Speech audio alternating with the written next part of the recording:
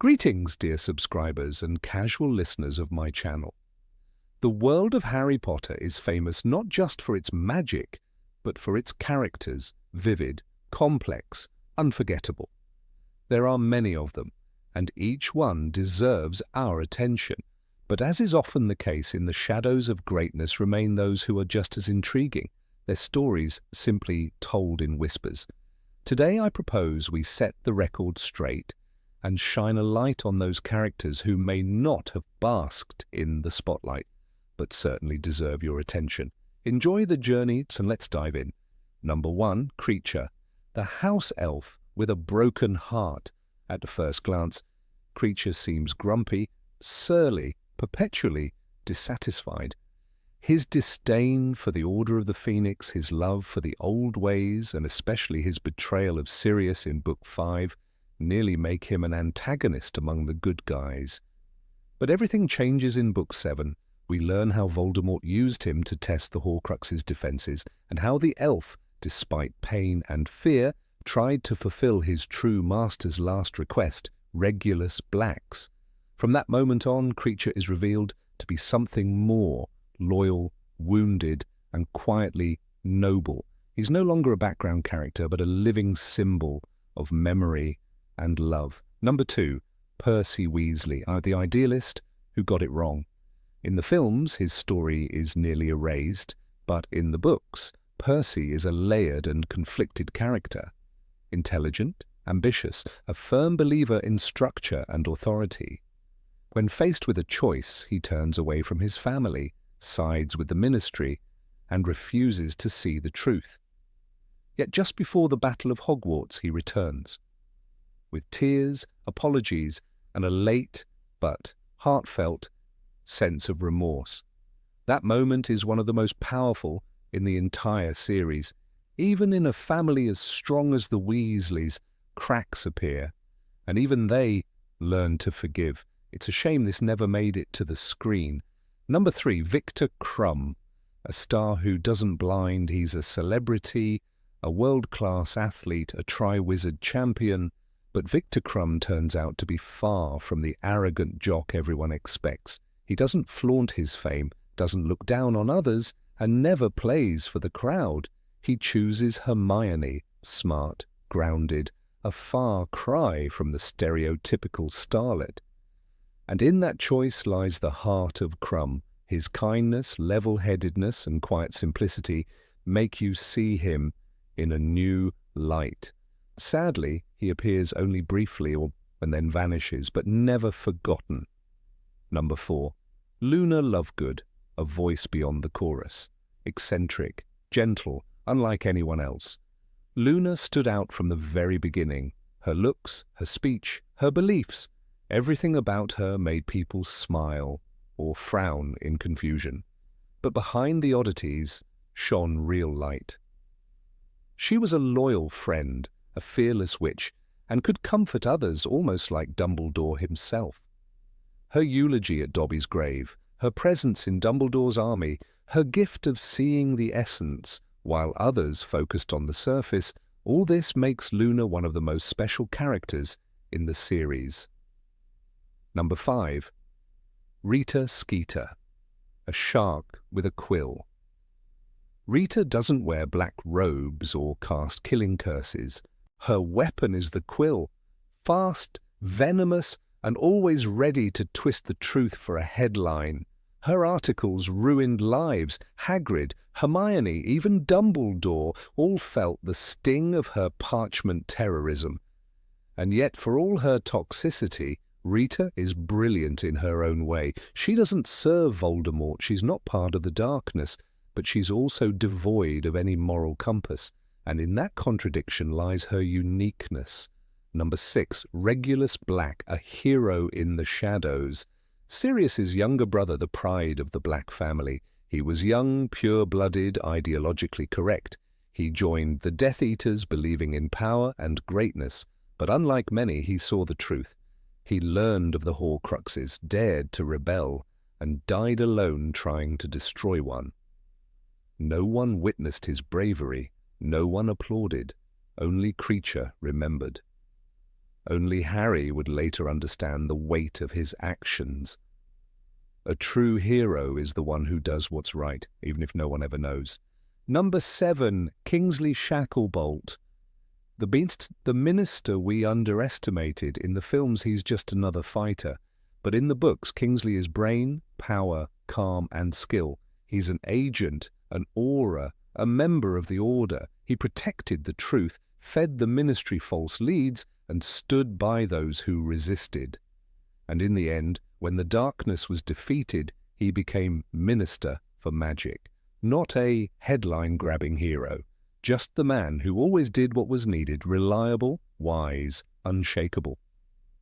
Number 8. Lee Jordan. Lee Jordan was more than a voice behind a Quidditch mic. Yes, he cracked jokes. Yes, he teased McGonagall during matches. But when the war began, he found a new microphone, one that could save lives. He launched Potterwatch, a secret radio broadcast that broke through the silence and fear. While the Daily Prophet printed lies, Lee told the truth. He gave updates on the Order, reassured the families of Muggleborns, called Voldemort you-know-who with a smirk, but never with fear. "This is River," he said on the air. That was his code name, but everyone knew it was Lee. He risked everything. Death Eaters were hunting anyone who defied the ministry. Lee stayed mobile, changed locations, kept broadcasting. Remus Lupin joined him, so did Kingsley, but Lee was the heart of it. While Harry was on the run, Lee gave people hope. "Keep each other safe, keep faith," he said in one broadcast. It wasn't just words, it was resistance. Lee Jordan, once the Quidditch jokester, became a voice the Dark Lord couldn't silence. Number 9. Oliver Wood. Oliver Wood lived for Quidditch. Everyone knew it. His speeches were intense. His training sessions were brutal. "We're going to train earlier, harder, and longer," he told the team before one match, eyes blazing. To some, it was over the top. To others, exhausting. But to Oliver, it was love. He wasn't just chasing a trophy. He was building something, a team, a family. He saw talent in Harry the moment he caught that first snitch. "He's just the build for a seeker," Oliver said, already planning a winning strategy. He believed in his players when no one else did. Even after he left Hogwarts, Oliver didn't forget them. He returned during the Battle of Hogwarts, fighting alongside the very students he once coached. He wasn't a teacher. He wasn't a soldier. But he came back, broom in hand, ready to protect what mattered. He didn't do it for glory. He did it because Hogwarts was home, because that team spirit he'd preached for years wasn't just about sport. It was about loyalty, about never letting your team down. And in the end, that made Oliver more than a Quidditch captain. It made him a leader. Number 10, Madame Pomfrey. Madame Pomfrey never stood at the front of a duel. She didn't throw hexes or deliver speeches, but she saw the consequences of every battle, every curse, every fall from a broomstick. She ran the hospital wing like a fortress. No nonsense, no excuses. "What have you done to him now?" she snapped once, glaring at Harry, Ron, and Hermione. And yet, she always healed them. Every time, Harry regrew all the bones in his arm because of her. Ron recovered from poisoned mead. Hermione, after being cursed by a dark spell, woke up in her care. And there was the night after the third task, when Harry came back from the graveyard, clutching Cedric's body. While everyone else panicked, Madame Pomfrey moved. She pulled Harry away, got him warm, held a cup to his lips. She didn't ask questions, she didn't flinch. She saw everything, the cursed scars, the petrified bodies, students knocked unconscious in Quidditch, Fred and George's wild experiments. Even when Dumbledore died, she was the one who helped carry his body. She didn't fight on the battlefield, but she cleaned up after every war. Her strength was in what came after, in the quiet, in the care. She never asked for thanks. She wasn't interested in glory, but Hogwarts wouldn't have lasted without her. Behind every hero in that castle was Madame Pomfrey, wand ready, heart steady, holding everything together while the world threatened to fall apart. Number 11, Emmeline Vance. Emmeline Vance didn't chase attention. She didn't have dramatic duels or flashy lines. Her name was whispered, not shouted. But when the First War began, she stood with Dumbledore. She joined the original Order of the Phoenix, fought beside Moody, beside Marlene McKinnon. She survived, barely. And when Voldemort returned, she didn't hesitate. She returned to the fight. Older, wiser, still fearless. The Ministry hated her. Even before it fell, they saw her as a threat. Fudge called her troublesome. Dolores Umbridge kept a file on her. But the real fear came from Voldemort himself. She knew too much, had seen too much. So he gave the order. The Death Eaters followed her through Muggle London. When they struck, it was clean, fast, and final. Her body was found in a dark alley near Islington. No wand, no witnesses. Dumbledore told the Order quietly, no grand announcement. She died a hero, he said, and that was it. No funeral in the book, no tribute in the films, just silence. That's how most of the world treats people like Emmeline Vance. They fight, they fall, and they vanish, but they are the ones who keep the war from being lost in the early hours. She never asked for a medal, never waited for her name to be carved into stone. But she was there, in the shadows, holding the line when no one else dared. Emmeline Vance was the kind of witch the world forgets until it needs her again. And by then she's already gone. Number 12, Ted Tonks.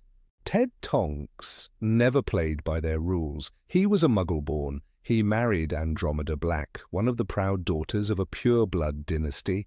The Blacks blasted her name off the family tree. They called Ted a disgrace. He didn't flinch. He built a home filled with love, not legacy. Together they raised Nymphadora, wild-haired and fearless. The world said he didn't belong. Ted never asked for permission. When Voldemort rose again, Ted became a target. The new laws made his very existence illegal. He could have hidden, disappeared, but he didn't. Instead, he went underground. He helped other Muggle-borns escape, smuggled them out of cities, shared food, shared news. "They're rounding up anyone without records," he told his companions in the forest. "We stick together." Among them were Dean Thomas, Dirk Cresswell, and Griphook. Ted wasn't a soldier, but he fought like one. He cracked jokes to keep spirits up, told stories by firelight. "Dora hated broccoli," he said one night, smiling softly. "Wouldn't touch the stuff unless you put cheese on it." But the danger was real. Snatchers were closing in. No wands could stop the dark tide forever. When they were caught, Ted didn't beg, didn't plead. He stood tall. They killed him in the woods. No trial, no last words, just silence. No one carved his name in marble, no portraits in the Ministry. But his courage lived on, in Dora, in her son Teddy, in every life he saved when he chose to run instead of hide. Ted Tonks died without glory, but he died with honor, and in a war where names were written in fear, his stood for something greater. Number 13, Dean Thomas. Dean Thomas was always there, quiet, steady, in the background of every Gryffindor scene. He played chaser, slept in the same dorm as Harry and Ron, dated Ginny for a while, laughed with Seamus, but he was rarely the focus. No dramatic arcs, no epic duels, just a boy growing up in a war he didn't ask for. Then the Ministry fell and everything changed. Dean didn't know if he was safe. He had no proof of his blood status. His father was gone, killed by Death Eaters before Dean ever held a wand. So he ran into the forests, away from everything he knew. No Hogwarts, no family, no future, just fear and a fierce will to survive. He joined other runaways, Ted Tonks, Dirk Cresswell, a goblin named Griphook. Dean didn't even have a wand for most of it, but he never turned bitter. He never gave up names, never gave in. When the Snatchers caught him and dragged him to Malfoy Manor, he stayed silent. Even in that cold, cursed place, he kept believing. "He's still alive, isn't he?" Luna whispered beside him. Dean just nodded, because hope, somehow, still lived in him. And when the battle came, he came back. He fought with everything he had. Side by side with the DA, no spotlight, no fanfare, just a wand in hand and fire in his heart. Dean Thomas didn't need a prophecy. He made his choice in the shadows, and that's where real courage lives. Number 14, Arthur Weasley. Arthur Weasley was never the loudest voice in the room, but his quiet strength shaped the lives of those around him. In a family full of bright, bold personalities, Fred and George with their endless jokes, Ginny with her fierce spirit, Arthur often faded into the background. Yet, when Harry needed a father figure, it was Arthur who stepped forward. He welcomed Harry into the burrow not as a guest but as a son. During the summer before Harry's second year, when the Dursleys locked him in his room, Arthur didn't hesitate to help. He enchanted a flying car, against ministry rules, to rescue him. "Well, of course it's not safe," he said to Molly, "but Arthur Weasley's not about to leave a boy to rot, is he?" His job at the Ministry of Magic wasn't glamorous. He worked in the misuse of Muggle artifacts office, a position others saw as trivial. But Arthur approached it with passion. He respected Muggles, not in a distant, theoretical way, but with genuine admiration. He asked Harry questions about telephones and batteries with the curiosity of a child. This respect wasn't just eccentric, it was radical. In a society still poisoned by blood purity, Arthur believed in equality. When his own superiors mocked him for it, he didn't change. "Never trust anything that can think for itself if you can't see where it keeps its brain," he told Ginny about Tom Riddle's diary. He had no time for arrogance or dark magic, only for people. Number 15, Aberforth Dumbledore. Aberforth Dumbledore had always lived in the shadow of his older brother Albus, where one was celebrated, the other was forgotten. Where one commanded admiration, the other was brushed aside with suspicion. But behind the shuttered windows of the Hog's Head Inn, Aberforth quietly carved out his own legacy, a legacy of stubborn resilience, of pain buried deep beneath the surface, and of quiet, unexpected heroism. Though the readers only truly meet Aberforth in the final book, Harry Potter and the Deathly Hallows, the pieces of his story had always been there, waiting in the corners like forgotten photographs, blurred but still breathing with meaning. Aberforth was never the kind to seek attention. He kept to himself, running the dingy little pub in Hogsmeade, a place known more for its goats and questionable clientele than for any form of glory. When Harry, Ron, and Hermione first enter the Hog's Head, in Order of the Phoenix, they are struck by its seedy interior and the gruff, unwelcoming bartender. That bartender, they would later discover, was none other than Aberforth Dumbledore. The resemblance was subtle but unmistakable. The barman sidled toward them out of a back room. He was a grumpy-looking old man with a great deal of long grey hair and a beard. He was tall and thin and looked vaguely familiar. That familiarity was no coincidence. He was the brother of the most powerful wizard in the world. But Aberforth was not merely a sibling in the background. He had a story, a brutal, aching story that cut deeper than the public would ever know. Born into the same house in Godric's Hollow as Albus, Aberforth grew up in a family shattered by ambition, madness, and grief. Their younger sister, Ariana, had been attacked by Muggle boys when she was just 6 years old, leaving her emotionally and magically unstable. This single event shaped the course of the Dumbledore family, anchoring them in tragedy. Kendra, their mother, died trying to care for Ariana, and the burden fell upon Aberforth, who loved his sister with a raw, unpretentious devotion that Albus never quite seemed to grasp. Aberforth didn't believe in dreams of glory. He believed in his sister. While Albus was busy corresponding with Gellert Grindelwald and sketching out their dangerous vision of a greater good, Aberforth saw what was right in front of him, a girl who needed care, not ideology. The inevitable clash between the brothers was more than philosophical, it was personal. Aberforth confronted Albus about his reckless partnership with Grindelwald.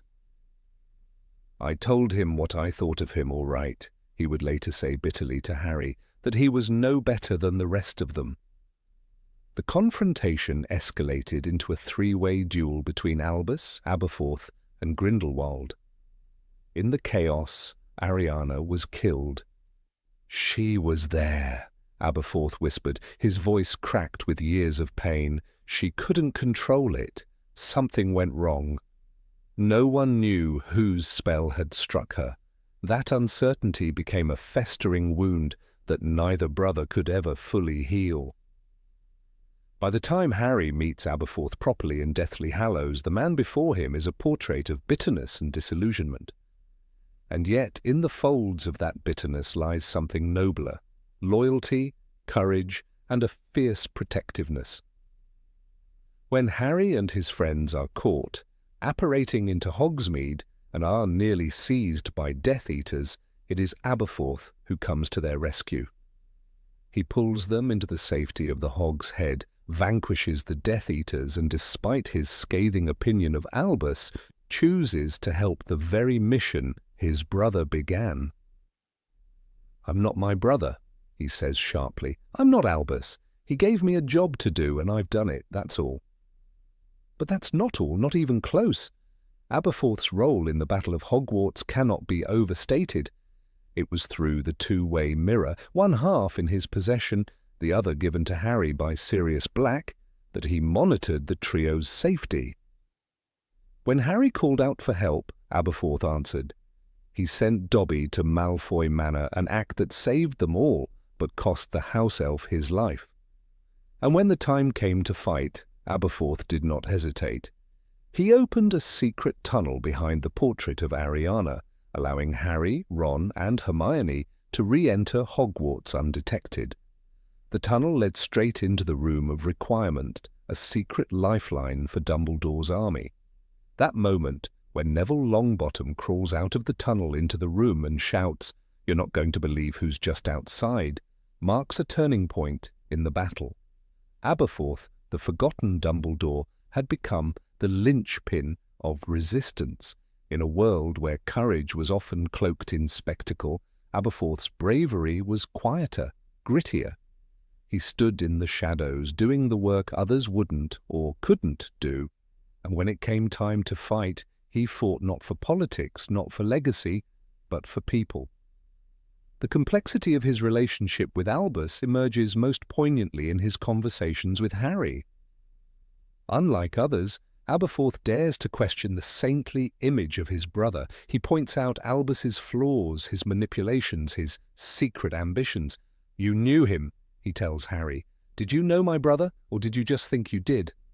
These words resonate deeply because they speak to the heart of what the Dumbledore legacy is all about. Not just brilliance and sacrifice, but also regret, guilt, and human failure. Aberforth's honesty provides a necessary counterbalance to the myth of Albus Dumbledore. Where the elder brother often operated in riddles and strategies, the younger spoke plainly and truthfully. And it is Aberforth's truth that gives readers a fuller understanding of Albus's burdens. Aberforth never claimed to be wise, but he was wise in his own way. He understood pain, he understood limit, and he understood that sometimes doing the right thing didn't require genius, it required heart. It is he who reminds Harry that Albus, for all his brilliance, could not always see what truly mattered. "He thought he could have it all," Aberforth says bitterly. "Brilliance and glory and love. He never learned that he had to choose." Number 16. Fleur Delacour. Fleur Delacour entered the story in a whirlwind of silver blonde hair, proud posture, and a veil of mystery that surrounded her like perfume. To the students of Hogwarts, especially Ron Weasley, she seemed to glide rather than walk. They saw beauty, glamour, and the glimmer of Velar ancestry. Yet behind that ethereal appearance lay a steel spine, a heart of iron, and a will forged through trials far more real than dragons or enchanted lakes. At the Tri-Wizard tournament, Fleur stood as the champion of Beauxbatons Academy, representing her school and country. She was the only female champion chosen by the Goblet of Fire. This alone should have marked her as a formidable presence, but even then she was often reduced to little more than a visual spectacle. The Hogwarts students, the boys in particular, could hardly see past her allure. Ron's infatuation made him stammer and lose control of his tongue. "She's a Veela," he gushed, utterly missing the point of who Fleur really was. Her first trial, facing the dragon, should have shattered some illusions. Fleur didn't cower. She fought. She used skill, intelligence, and nerve. Yet when she failed to save her sister Gabrielle in the second task, despite the fact that none of the hostages were in real danger, it marked her in the eyes of others as the weak one. But Fleur was not weak. She was human. She screamed, "You thought that was funny? You thought my sister was in danger?" Her love was genuine. Her fear was real. And in that moment, her sister's safety mattered more than victory. What strength is greater than the instinct to protect a loved one? Years passed. The tournament ended, and so did the spotlight. Fleur could have faded away. She didn't. When she appeared again, it was not as a contestant or beauty queen, but as a woman deeply in love with Bill Weasley, a man with wild red hair, dragon-hide boots, and a job that took him to the edge of danger. The wizarding world raised eyebrows. Fleur, the sophisticated Frenchwoman, with a Gringotts curse-breaker from Ottery St. Catchpole. It didn't fit the picture some had painted. Molly Weasley, mother to Bill, was openly sceptical. So were Fred and George. Fleur was too polished, too elegant, too foreign. "She is not good enough for our Bill," Molly had said. But Fleur, with all the pride of a Delacour and the passion of a woman in love, did not shrink before prejudice. She held her head high at the Burrow, endured the awkward silences and snide remarks, and remained unwavering in her affections. When Bill was attacked by Fenrir Greyback during the Battle of the Astronomy Tower, the wounds he received were brutal. His face was slashed beyond recognition. Molly, in a moment of protective instinct, told her that she need not go through with the wedding, that no one would think less of her. Fleur's response silenced the room and reshaped her image forever. "You thought I would not wish to marry him? Or perhaps you hoped," she snapped, her blue eyes blazing. "What do I care how he looks? I am good-looking enough for both of us, I think." Her voice trembled, not with sorrow, but fury. "I am not ashamed of him." This was the moment the reader saw Fleur's heart unveiled, noble, loyal, fierce. And it was Molly who finally embraced her, moved by the courage and truth in her words. "Our great Auntie Muriel," Molly whispered, "has a very beautiful tiara. It's been in the family for generations." Fleur had passed the unspoken test of soul and substance. At Shell Cottage, far from the noise of the ministry and the chaos of the war, Fleur became a guardian, a healer, and a quiet warrior. She and Bill opened their home to the wounded and hunted. When Harry, Ron, and Hermione escaped from Malfoy Manor, broken and trembling, it was Fleur who welcomed them. She nursed Dobby, the house elf, though the efforts were in vain. And when Dobby died in Harry's arms, it was Fleur who gave him a place to rest. A grave was dug, and a cross was raised in her garden. Not once did she complain, not once did she ask for thanks. And when Ollivander, Luna Lovegood, and Griphook arrived, frightened, scarred, displaced, it was Fleur who comforted them. The home she built became a sanctuary in a time of fear. A woman once mocked for her accent and called phlegm by Ginny Weasley had become a pillar of quiet strength. Her grace, once seen as vanity, was now a source of calm in the storm. Even her marriage was a battlefield of its own, not just against public perception, but against real darkness. Bill bore the scars of a werewolf attack, not just physically, but emotionally. He had cravings, changes, small flickers of a new wildness. Fleur stood by him through it all. She never faltered. Their love did not just survive the war, it thrived in spite of it. "We are doing fine," Bill once told Molly, smiling. "Fleur is amazing. She's stronger than I'll ever be." Fleur's Vila ancestry, which once overshadowed her, was never a weakness. It was a part of her, but it didn't define her. Her beauty, undeniable though it was, became the least interesting thing about her. She was a skilled witch, a duelist, a Triwizard champion, and a loyal friend. And she did it all with a quiet dignity that needed no applause. While others shouted, Fleur stood. During the final battle at Hogwarts, Fleur fought. Though the book does not linger on her every move, she was there. Side by side with Bill, side by side with Molly and Arthur, with the Order, with those who had earned her trust and respect. She did not run, she did not hide. Her wand, like her spirit, was firm. Number 17. Narcissa Malfoy. In the final moments of the Battle of Hogwarts, as the Forbidden Forest crackled with anticipation and fear, it was not Harry Potter's wand or Voldemort's spells that defined the fate of the wizarding world. It was a whisper, a quiet lie, a question, and a mother's desperate need for an answer. "Is Draco alive?" she asked the boy she believed to be dying. And when Harry answered yes, Narcissa Malfoy stood between the Dark Lord and the truth. That moment, soft and shrouded in shadows, changed everything. Narcissa Malfoy has always been a figure cloaked in silk and silence. With her platinum hair and aristocratic bearing, she moved like a ghost through Malfoy Manor, often seen but seldom heard. In the pages of the Harry Potter books, her presence was mostly felt through her connections: sister to Bellatrix Lestrange, wife to Lucius Malfoy, mother to Draco.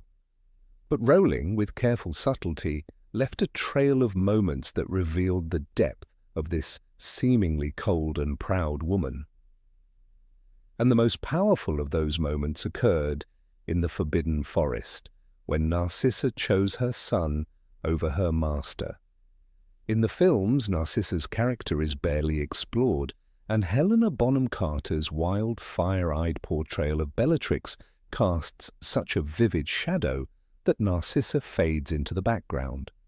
But the books tell another story, a quieter, more emotionally intricate narrative that places Narcissa among the most complex characters of the series. Her pivotal lie to Lord Voldemort saved Harry Potter's life. It was an act not of heroism in the traditional sense, but of something far more grounded and universal: maternal love. We first meet Narcissa Malfoy properly in Harry Potter and the Half-Blood Prince, when she seeks out Severus Snape to make an unbreakable vow. She is not there to pledge allegiance to the Dark Lord. She is not trying to gain power or prestige. She is simply and utterly terrified for her son. "You will look after him, won't you?" she pleads, her composure fraying. "You will help him?" In that moment, she is not the haughty witch Harry imagined, but a mother trembling for the safety of her child. Her desperation is raw, her fear palpable. This was the moment readers saw the first fracture in the Malfoy family's loyalty to Voldemort. Lucius, stripped of his wand and status, is broken. Draco, burdened with a task meant to punish, not reward, is spiraling. And Narcissa, cold, elegant Narcissa, is the only one still standing, holding them together. She is the unspoken strength of her household, the one who acts when others falter. She does not scream or curse. She does not seek glory, but she does what must be done. When the trio are captured and brought to Malfoy Manor in Deathly Hallows, it is Narcissa who subtly pushes back. She does not confirm Hermione's identity. She delays. She hesitates. There is no wand light illuminating her defiance, no spell hurled in rebellion. Just a flicker of doubt in her eyes, and that flicker matters. Because in a world ruled by fear, even hesitation is resistance. Narcissa, always calculating, always calm, is playing the long game, not to save the world, but to survive it with her son. It is telling that Narcissa never took the dark mark. While her husband and sister wore their loyalty on their arms, Narcissa remained unmarked. This may seem like a small detail, but in the universe Rowling created, such omissions are never accidental. Narcissa was never a Death Eater. She may have supported Voldemort's rise in silence. She may have tolerated his presence in her home. But her allegiance was conditional, transactional, never absolute. That distinction is crucial when understanding her role in the Forbidden Forest. Voldemort sends Narcissa to check whether Harry is alive after he is struck by the killing curse. At this point, Voldemort is confident of his victory. His followers are gathered. The boy is motionless. It should be a moment of triumph, but instead it becomes a moment of collapse.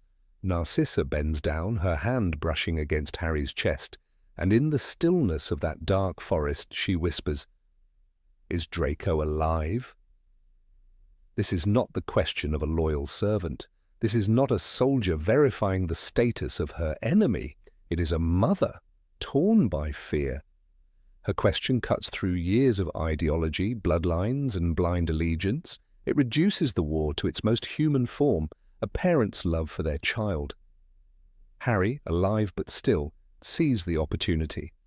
He answers her quietly, "Yes." And in that instant, the course of history bends. She no longer cared whether Voldemort won, Rowling writes. All she cared about was whether her son lived. And so Narcissa lies. "He is dead," she tells the Dark Lord. The words fall from her lips like stones dropped into water, sending ripples through the future. Because of that lie, Voldemort lowers his guard. Because of that lie, Harry is carried back to the castle as a martyr. Because of that lie, the final battle can unfold with Harry at its center. It is a breathtaking moment of quiet rebellion. There is no wand in her hand, no audience to witness, no reward waiting at the end, only risk. Had Voldemort sensed her deception, she would have been killed. But she bets everything on a mother's instinct and wins. In doing so, she becomes one of the unsung architects of Voldemort's downfall. This complexity places Narcissa in rare company within the series. She is not a hero in the traditional mold. She does not fight in the Battle of Hogwarts. She does not stand beside the Order of the Phoenix. But she changes the tide with a single decision, motivated not by bravery or ideology, but love. The same kind of love that protected Harry when he was a baby. The same kind of love that Voldemort could never understand or conquer. It is deeply ironic, then, that Voldemort, who shaped so much of his strategy around the manipulation of fear and loyalty, should be undone by the one thing he never considered, a mother's heart. He assumed that Narcissa's fear would compel obedience. Instead, it compelled defiance. And in trusting her, he sealed his fate. Number 18, Colin Creevey. Of all the names etched into the memories of those who stood within the crumbling walls of Hogwarts during the final battle, few recall the small, wide-eyed boy with a camera and a heart full of awe. Colin Creevey, often dismissed as nothing more than a comic relief character, held a role that upon closer examination deserves not ridicule, but reverence. He wasn't a hero in the traditional sense. He wasn't a chosen one, a seeker, or even particularly skilled in magic. But Colin embodied something rare, unwavering loyalty, fearless admiration, and a bravery that did not need a spotlight. We first meet Colin in Harry Potter and the Chamber of Secrets, his presence almost jarring in its enthusiasm. "All right, Harry, I'm Colin Creevey. I'm in Gryffindor too. Do you think it would be all right if I had a picture? So I can prove I've met you, I mean..." His words, breathless and tumbling, were a mixture of idol worship and the sheer, uncontainable joy of belonging to a world he'd only dreamed of. Colin's camera was as much a part of him as his name. He photographed everything and everyone, Hagrid with his pumpkins, the Whomping Willow swaying ominously, and most often Harry. To Harry and many others, Colin was irritating, a persistent fly, buzzing around moments of quiet or chaos. But this perspective fails to consider what lay behind his relentless admiration. Colin was a Muggle-born. He came from a world that didn't believe in magic, from parents who worked with their hands and looked at the wizarding world with wonder and fear. For Colin, Hogwarts was not just a school. It was proof that dreams could become reality, that ordinary boys could hold wands and learn to fight Dementors. When he was petrified by the basilisk, holding his camera up as if to defend himself with a flash, it would have been easy to fade away from the spotlight. But Colin returned in his third year with the same grin, the same enthusiasm. He never blamed Hogwarts or Harry or magic itself. In fact, he only grew more determined. By then, he wasn't just idolizing Harry Potter, he was inspired by him. He joined Dumbledore's army, he practiced spells, he believed in standing up to evil, not merely watching from behind the lens. His little brother Dennis followed him a year later, both of them swept up in the magic of this new world. Colin took on the role of an older sibling not just to Dennis, but to every Muggle-born who came after. He showed them that wonder could be wielded like a sword, that you didn't need a famous name to make a difference.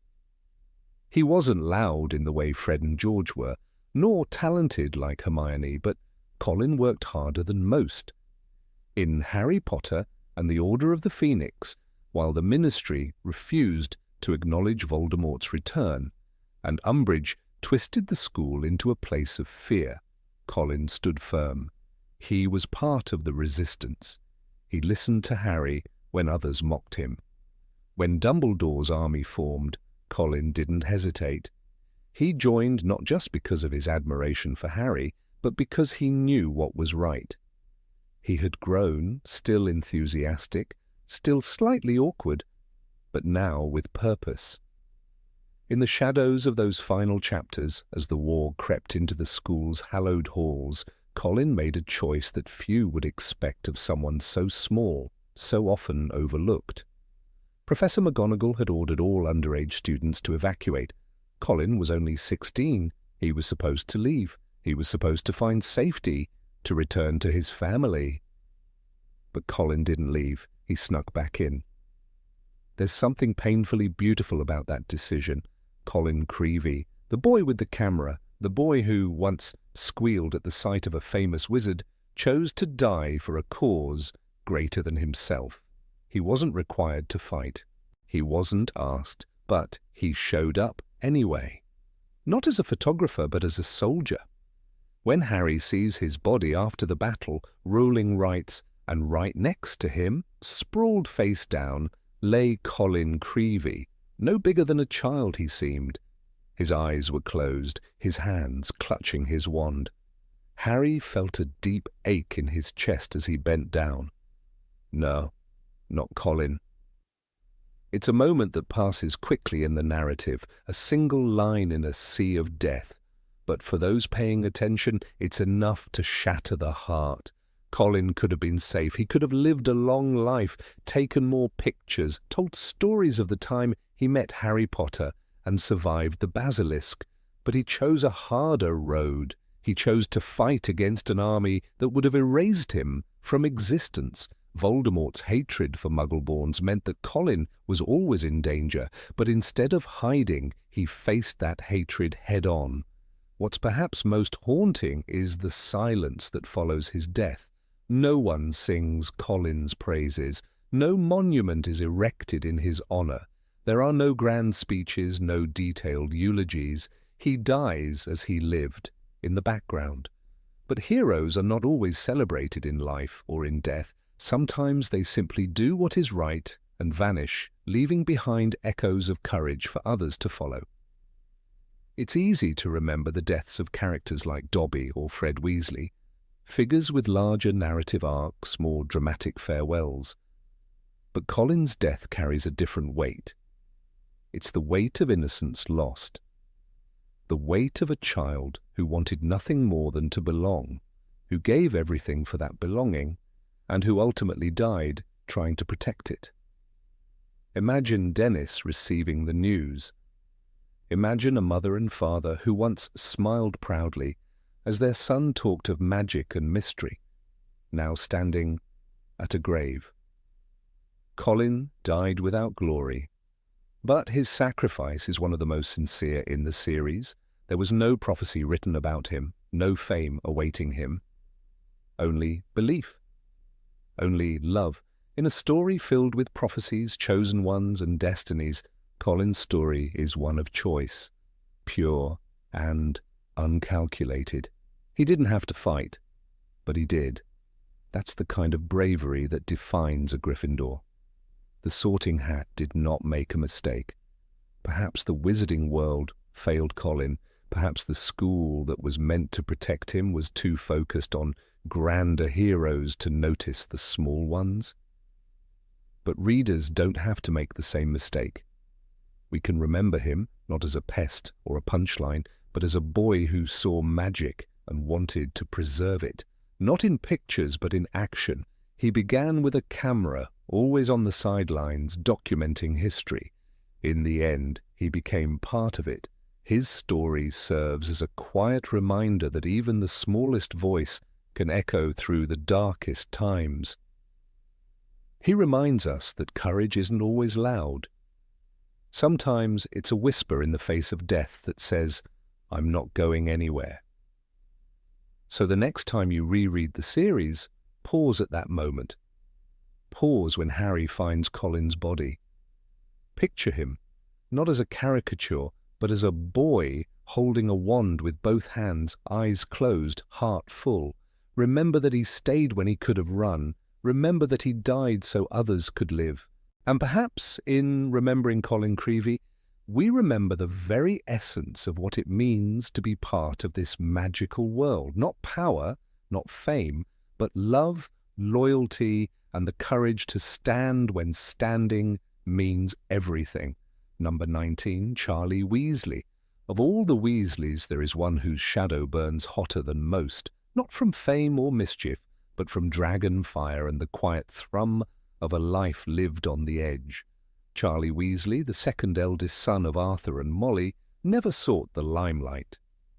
Yet his story coils like smoke through the cracks of the books, an untamed narrative of courage, wildness, and an unquenchable thirst for freedom. He was not the boy who lived, nor the jokester, nor the strategist, nor even the loyal best friend. He was something else entirely, a man who chose fire over glory, scales over spotlights, and the thunder of wings over the echo of applause. He was barely seen, barely heard. In the films, Charlie is mentioned only twice, a name passed like a secret, then forgotten. In the books, he walks on and off the page like a flame that flickers and disappears. Yet those fleeting appearances hold a firestorm of meaning. When Hagrid needed someone brave enough to smuggle a baby dragon out of Hogwarts, he wrote to Charlie. "I've got him well hidden," Hagrid whispered to Harry, Ron, and Hermione in the Philosopher's Stone. "But it's getting bigger every day. I wrote to Charlie Weasley. He's in Romania studying dragons. He'll take Norbert off me." The name alone, Charlie Weasley, shimmered with danger, distance, and something primal.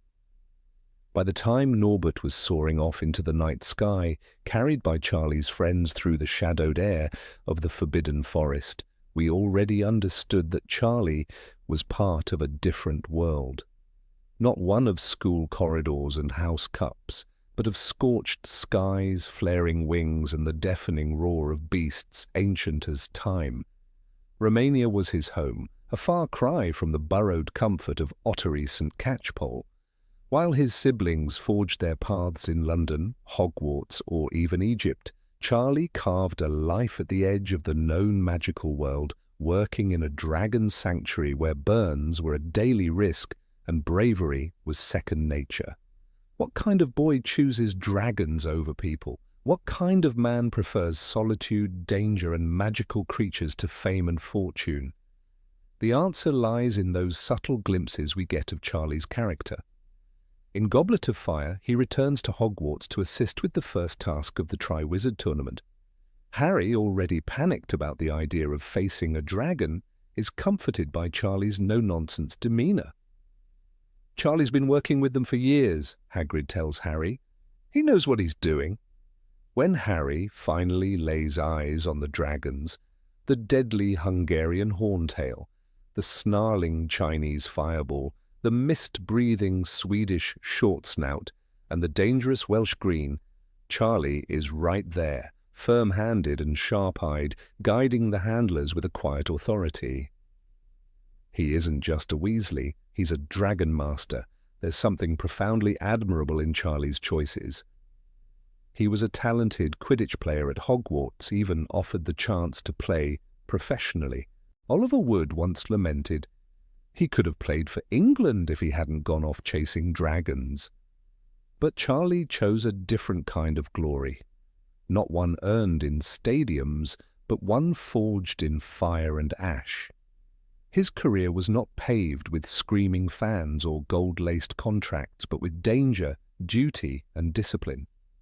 While the wizarding world battled over ideologies and prophecies, Charlie was binding dragon jaws shut and healing singed wings in the forests of Eastern Europe.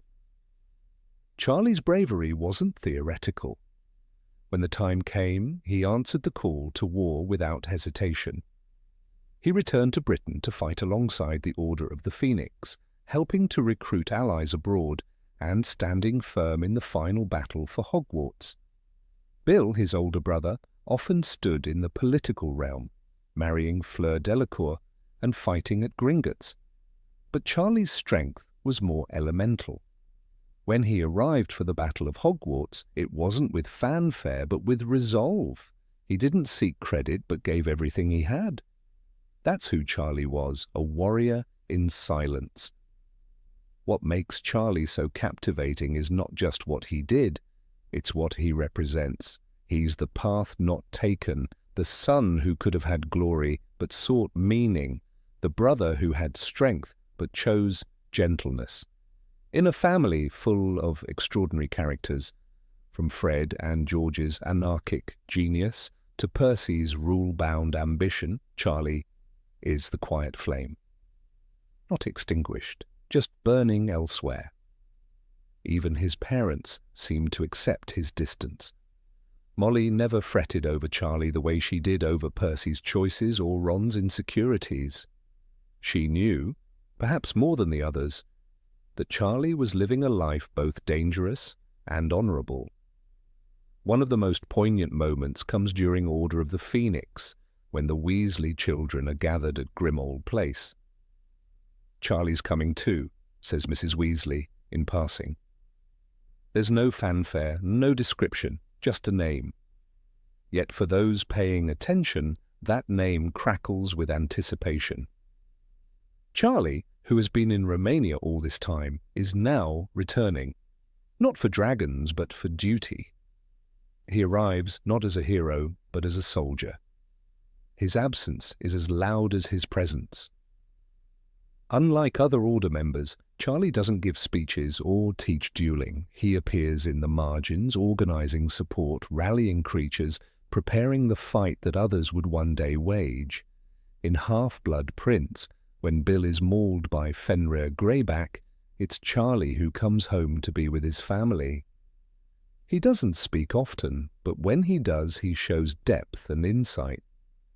When Fleur insists she will still marry Bill despite his injuries, It's Charlie who supports her. Not with flowery words, but with an approving silence that speaks volumes. Rowling never gave Charlie a romantic storyline, and that in itself is an intriguing narrative choice. In a series that hinges so often on love, Charlie's life stands apart. It has led fans to speculate. Was Charlie asexual? Did he simply not have time for relationships? Did his passion for magical creatures eclipse all else? J.K. Rowling never clarified, leaving room for interpretation. But what remains clear is this.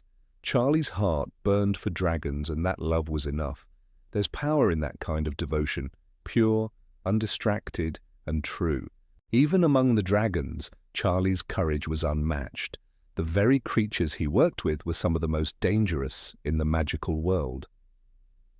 In Fantastic Beasts and Where to Find Them, dragons are described as highly dangerous creatures, requiring maximum security measures. Yet Charlie handled them daily with nothing but dragon hide gloves, raw nerve, and a deep understanding of their behavior. He wasn't just brave, he was deeply respectful. Dragons weren't trophies to him. They were living, breathing beings worthy of care and reverence. It's tempting to wish for more scenes with Charlie. A moment during the Battle of Hogwarts where he faces down a Death Eater with fire crackling behind him, a chapter where Harry visits the Dragon Sanctuary and sees the raw magnificence of Charlie's world.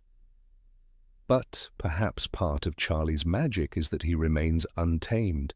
He exists in the periphery, like the beasts he loves, wild, beautiful, and unchained by narrative convention. One of the few humorous moments involving Charlie happens during Bill and Fleur's wedding in Deathly Hallows. Fred jokes, "Keep a close eye on Charlie. He's got a soft spot for tall, strong girls with a foreign accent." Charlie laughs it off, but again he retreats before he's fully seen. Even in celebration he stands slightly apart, his soul always half a world away among claws and wings. We learn that after the war, Charlie returns to Romania. He doesn't stay to bask in peace or rebuild the wizarding world. He goes back to the creatures who know nothing of politics or prophecy, who ask only for patience and courage. He resumes his life in the Dragon Sanctuary, away from medals and newspapers. It's a poetic conclusion. He chose that life once. He chose it again. Harry himself seemed to hold Charlie in quiet respect. Though they never spent much time together, Harry always trusted Hagrid's judgment, and Hagrid trusted Charlie. That alone speaks volumes. "Charlie's friends will take care of him," Hagrid said of Norbert. And they did, and more importantly, Charlie did. He took care of Norbert, of dragons, of the wizarding world in his own blazing way. Charlie Weasley isn't just the dragon tamer of the family, he's the symbol of a life chosen freely, of strength without arrogance, of passion without need for praise.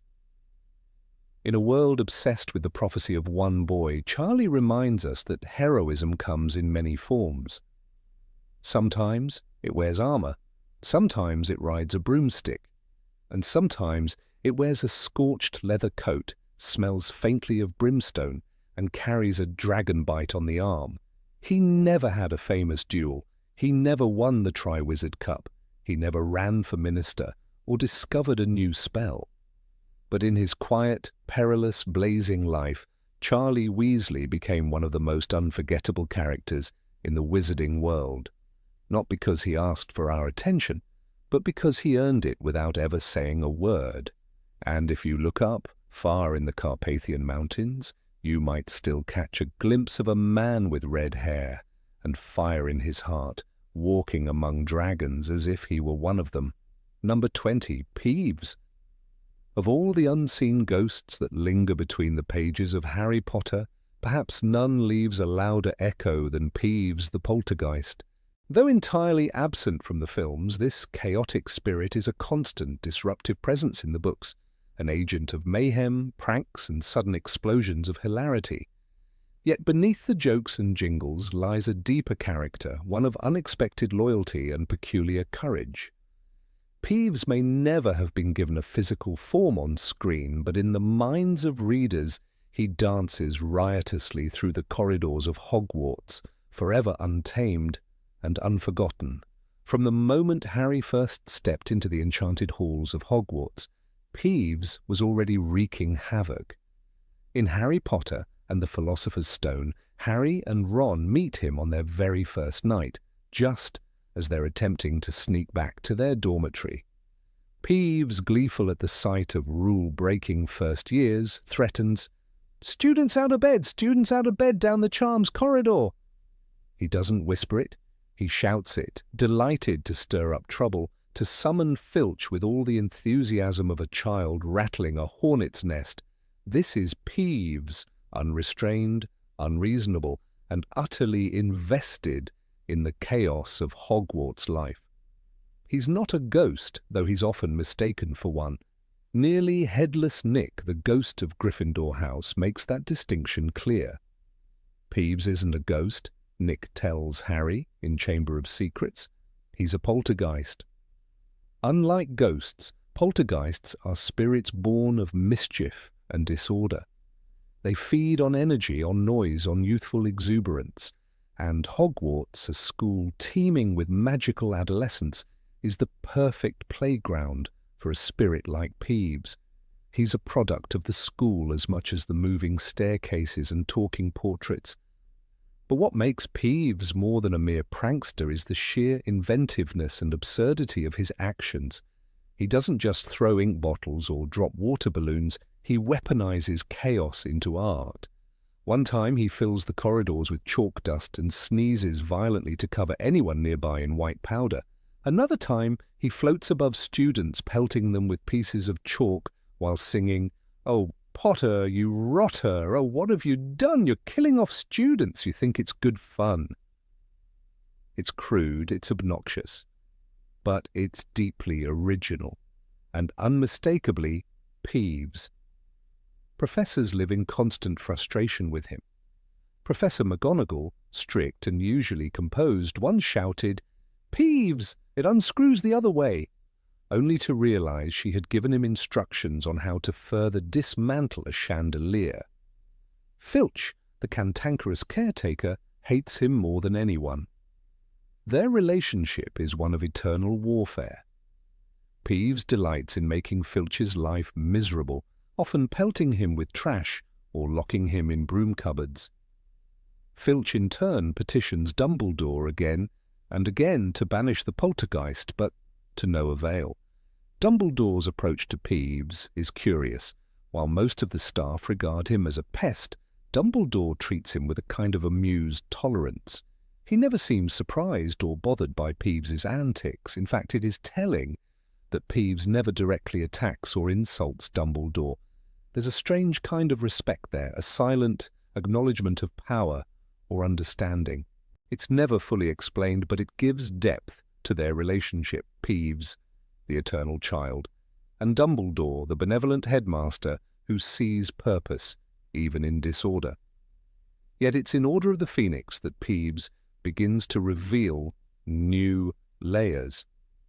When Dolores Umbridge rises to power as the Hogwarts High Inquisitor, instilling fear and cruelty in every corridor, Peeves becomes a symbol of resistance. While students quietly suffer under her reign, Peeves fights back in the only way he knows how, through pranks. He loosens chandeliers, glues doors shut, floods hallways with dung bombs. It's not just mischief, it's rebellion. And when Fred and George Weasley launch their final prank and soar out of Hogwarts, they shout to Peeves, "Give her hell from us, Peeves." Peeves responds with a salute, a moment so brief yet so powerful it stirs something in the heart. This scene is no accident. J.K. Rowling places Peeves deliberately in that moment, giving him the role of a freedom fighter in his own absurd, slapstick way. In a castle where even portraits and suits of armor have politics, Peeves takes a stand not because it's noble, but because it's fun, And because Umbridge represents everything he despises: control, order, repression, she tries to command the castle. Peeves answers with chaos. And then comes the final book. In Harry Potter and the Deathly Hallows, during the climactic battle of Hogwarts, Peeves doesn't flee, he doesn't hide. Instead, he joins the defenders. While students and teachers are dueling Death Eaters, Peeves takes to the air, hurling chairs and vases at invaders. He swoops over the heads of combatants like some manic spirit of vengeance, attacking with everything he can grab. It's here, in this frenzy of war and magic, that Peeves sings a new song.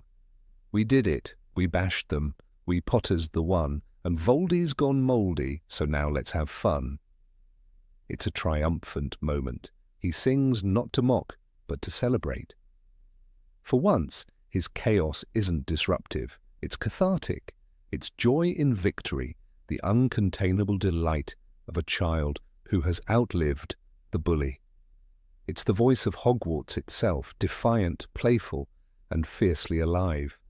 In that moment, Peeves becomes more than a prankster. He becomes a symbol of what Hogwarts really is, a place of wild, unruly magic, a place where even the most disruptive spirit has a home, a place where the lines between order and chaos are never as clear as they seem. Peeves doesn't fight because he's brave. He fights because the school is his, and it's being threatened. For all his tricks and taunts, Peeves belongs to Hogwarts more than many who walked its halls. Ironically, the person who had the most control over Peeves was not a professor, nor a ghost, nor a headmaster. It was the ghost of the Slytherin house, the bloody Baron. No one knew why, but when the Baron appeared, Peeves fell silent, cowed and trembling. This peculiar dynamic, never fully explained, added another layer to Peeves's story. Even the spirit of rebellion has its limits, its shadows. What did the Baron do in Life or Death to earn such fear? Rowling never tells us, but it deepens the mystery of both characters and reminds us that Hogwarts is filled with untold stories. Peeves's absence from the films is often lamented by fans, and rightly so. Rick Mayall, the actor originally cast to play him, reportedly filmed several scenes that were ultimately cut. His character was deemed too disruptive to the film's tone. But perhaps that's the point. Peeves is disruptive. He doesn't fit neatly into the hero's journey or the solemn beats of a cinematic script. He's noise in the middle of silence, a firecracker in a cathedral. He doesn't belong in a straight line. He's a zigzag drawn in chalk on the walls of Hogwarts. Yet fans have kept him alive. Fan art, fan fiction, and countless Reddit threads celebrate his quotes, his songs, his antics. Lines like "Loony, Loopy, Lupin" and "Crackpots come back" are remembered and repeated. Some fans have even re-edited the films to insert Peeves scenes using animation or AI voiceovers. It's a testament to how deeply this character resonated, even without a single appearance on screen. Peeves teaches an odd kind of lesson. Not every force of chaos is evil. Not every rule breaker is a villain. Sometimes the one who throws ink and sings mockery is also the one who defends your home. He doesn't apologize, doesn't change, but in his own way, he helps win the war. He's also the only character in the entire series who never shows fear of Voldemort. Ghosts avoid the Dark Lord, students whisper his name, even professors falter.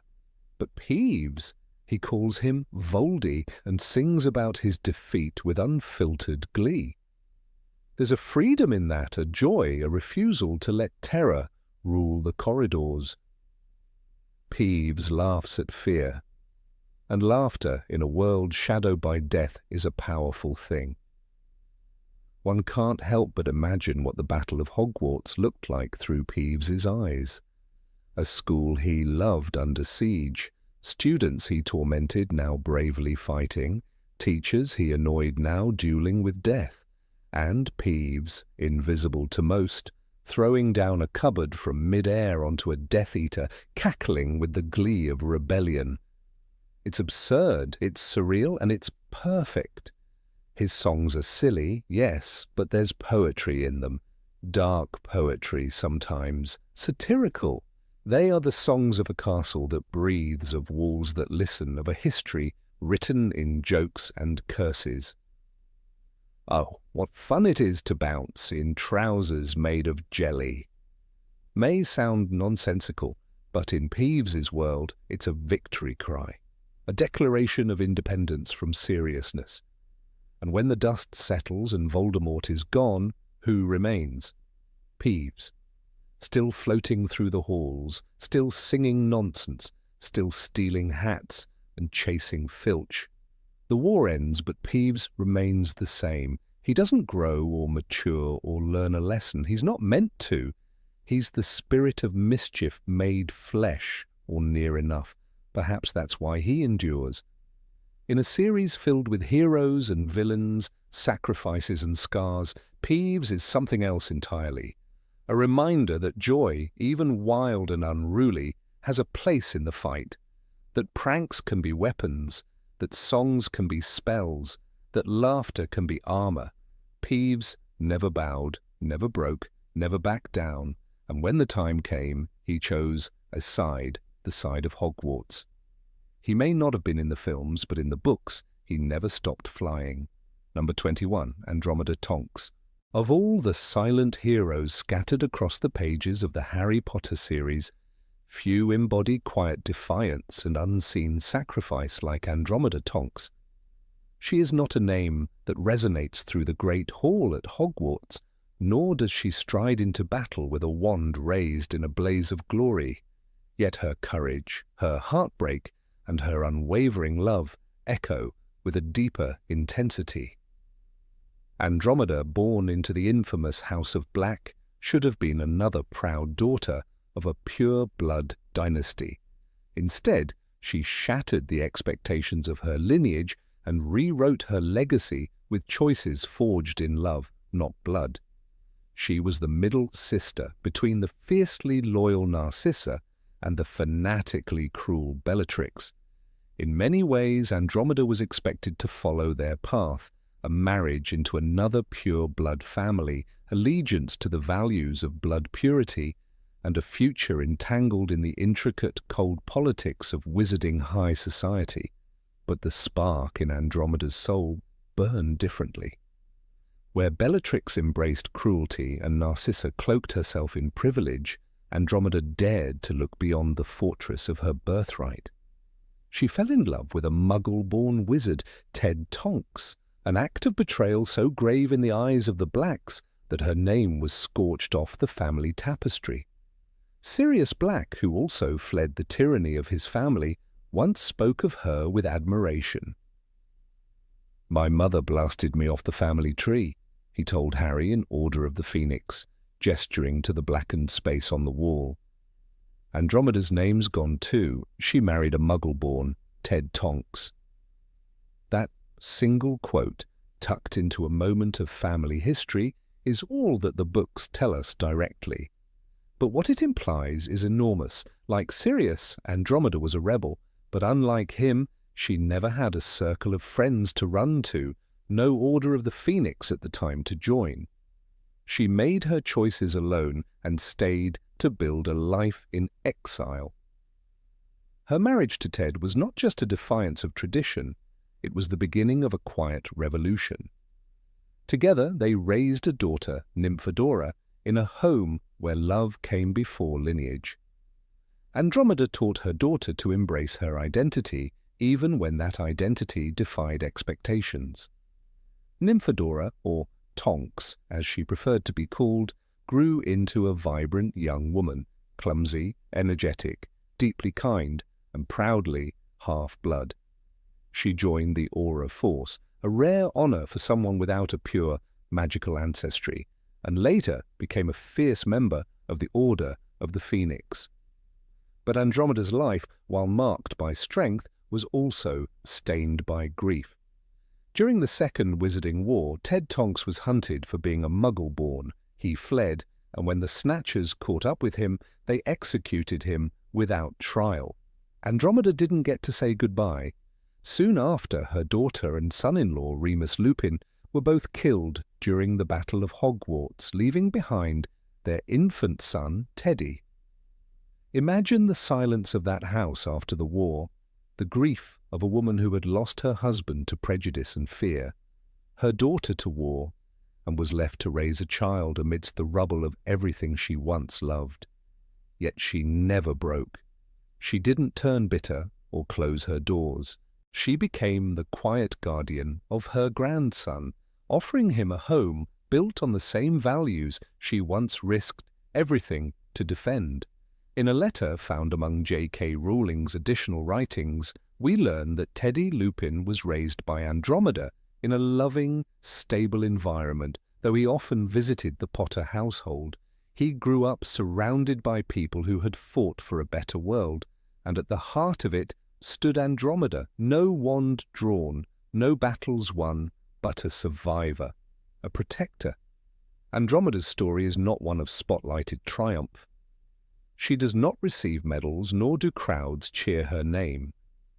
But in the vast fabric of resistance, hers is a thread of gold. She dared to love when hate was easier. She dared to nurture when war tore families apart. Her quiet strength is perhaps best understood not in her own voice, of which we hear so little, but in the lives she touched. Tonks inherited her mother's defiance. It was Andromeda who taught her to wear her pink hair with pride, who taught her that being different was not only acceptable, it was something to be celebrated. That's the kind of mother Andromeda was, strong, understanding, and never ashamed of her daughter's choices, even when those choices put her in mortal danger. There is an aching poetry in the way Andromeda outlived them all. Her sisters chose paths of power and vengeance, and they both met bitter ends. Bellatrix, consumed by hatred, died at the hands of Molly Weasley. Narcissa, though never entirely dark, bent herself around survival. Andromeda? She endured. Her victory was not in killing, but in preserving love through the darkest times. There's something profoundly moving in that resilience. While the wizarding world rebuilt itself, and names like Harry, Hermione, and Neville stood in the spotlight, Andromeda stood in the shadows, cradling the next generation. It is because of her that Teddy Lupin had a home. It is because of her that he grew up not as an orphan, but as a boy surrounded by love. Her grief was monumental. One cannot lose a husband and a child within months and remain unchanged. But Andromeda didn't let sorrow harden her. She raised Teddy with stories, not just of bravery and sacrifice, but of laughter and love. Stories of Tonks's clumsy charm, of Remus's quiet wisdom, and of Ted's gentle humour. In a world still licking its wounds, she offered Teddy a legacy not of loss, but of hope.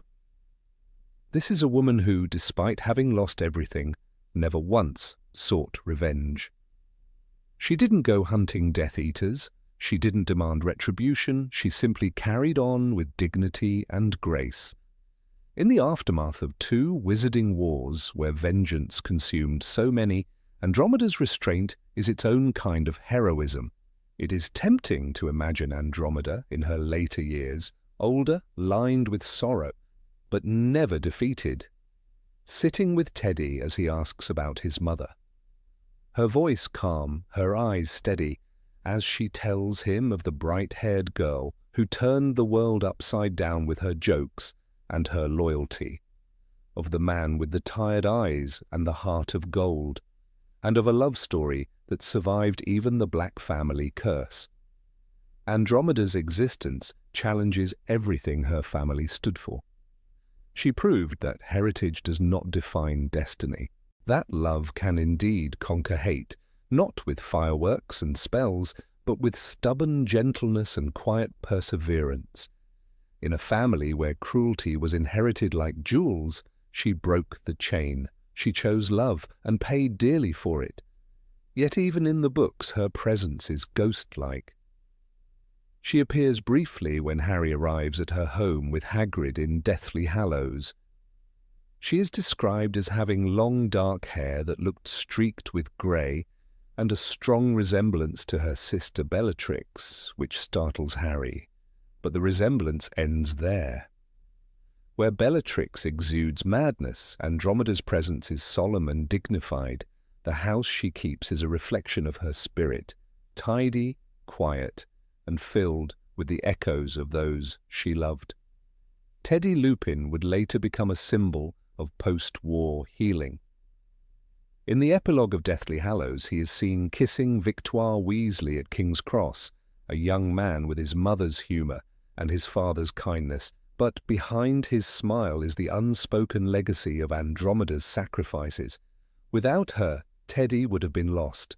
Without her, the last light of her family might have flickered out.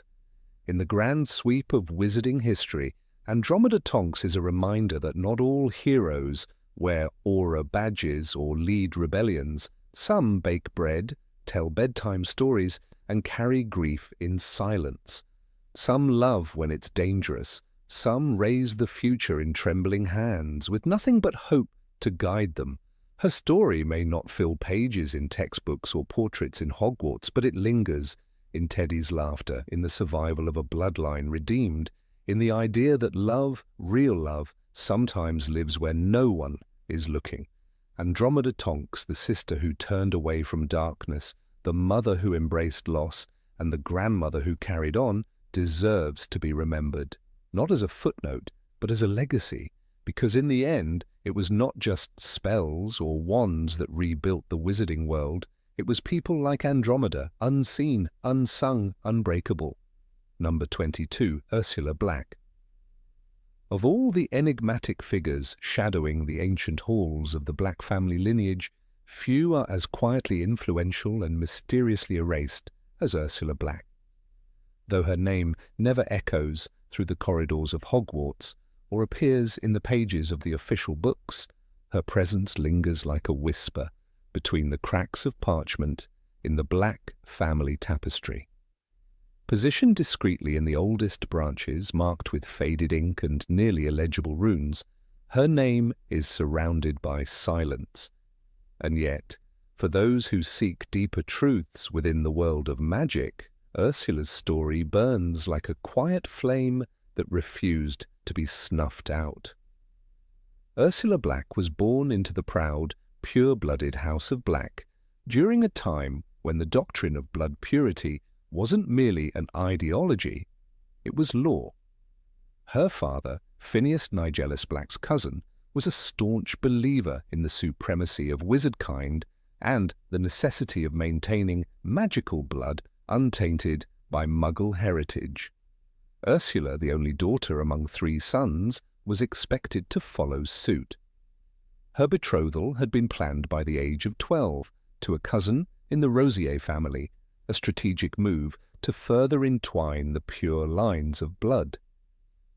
But Ursula, unlike her brothers, had a habit most troubling to her parents. She asked questions. "Why do we hide from the Muggles if we're superior?" she once asked her tutor, a retired Ravenclaw who had been hired for his discretion and sharp tongue. The man had paused, looking at the young witch with narrowed eyes. "Because their ignorance is dangerous," he replied.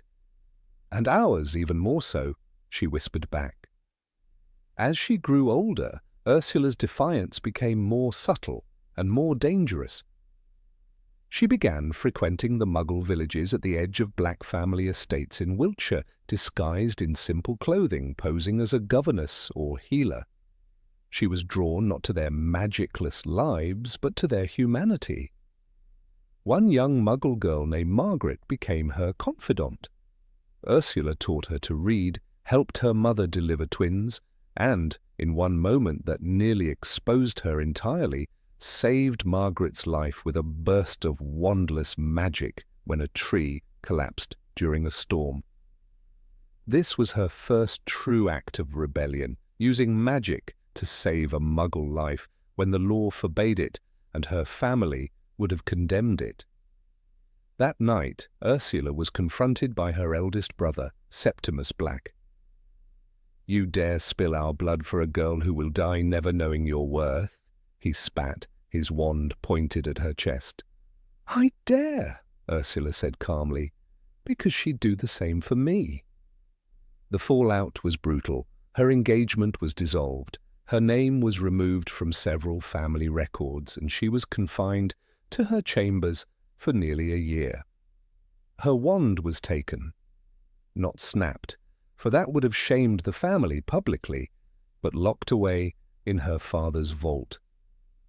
It was during that silent confinement that Ursula began writing journals, letters, reflections, documents that would later be found by one Regulus Black, who stumbled upon her hidden compartment while researching the family's connection to Slytherin's relics.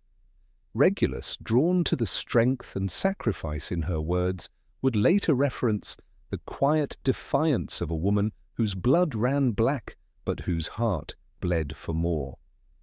It is widely speculated by magical historians that Ursula's writings were what led Regulus to begin questioning his allegiance to Voldemort and the Death Eaters.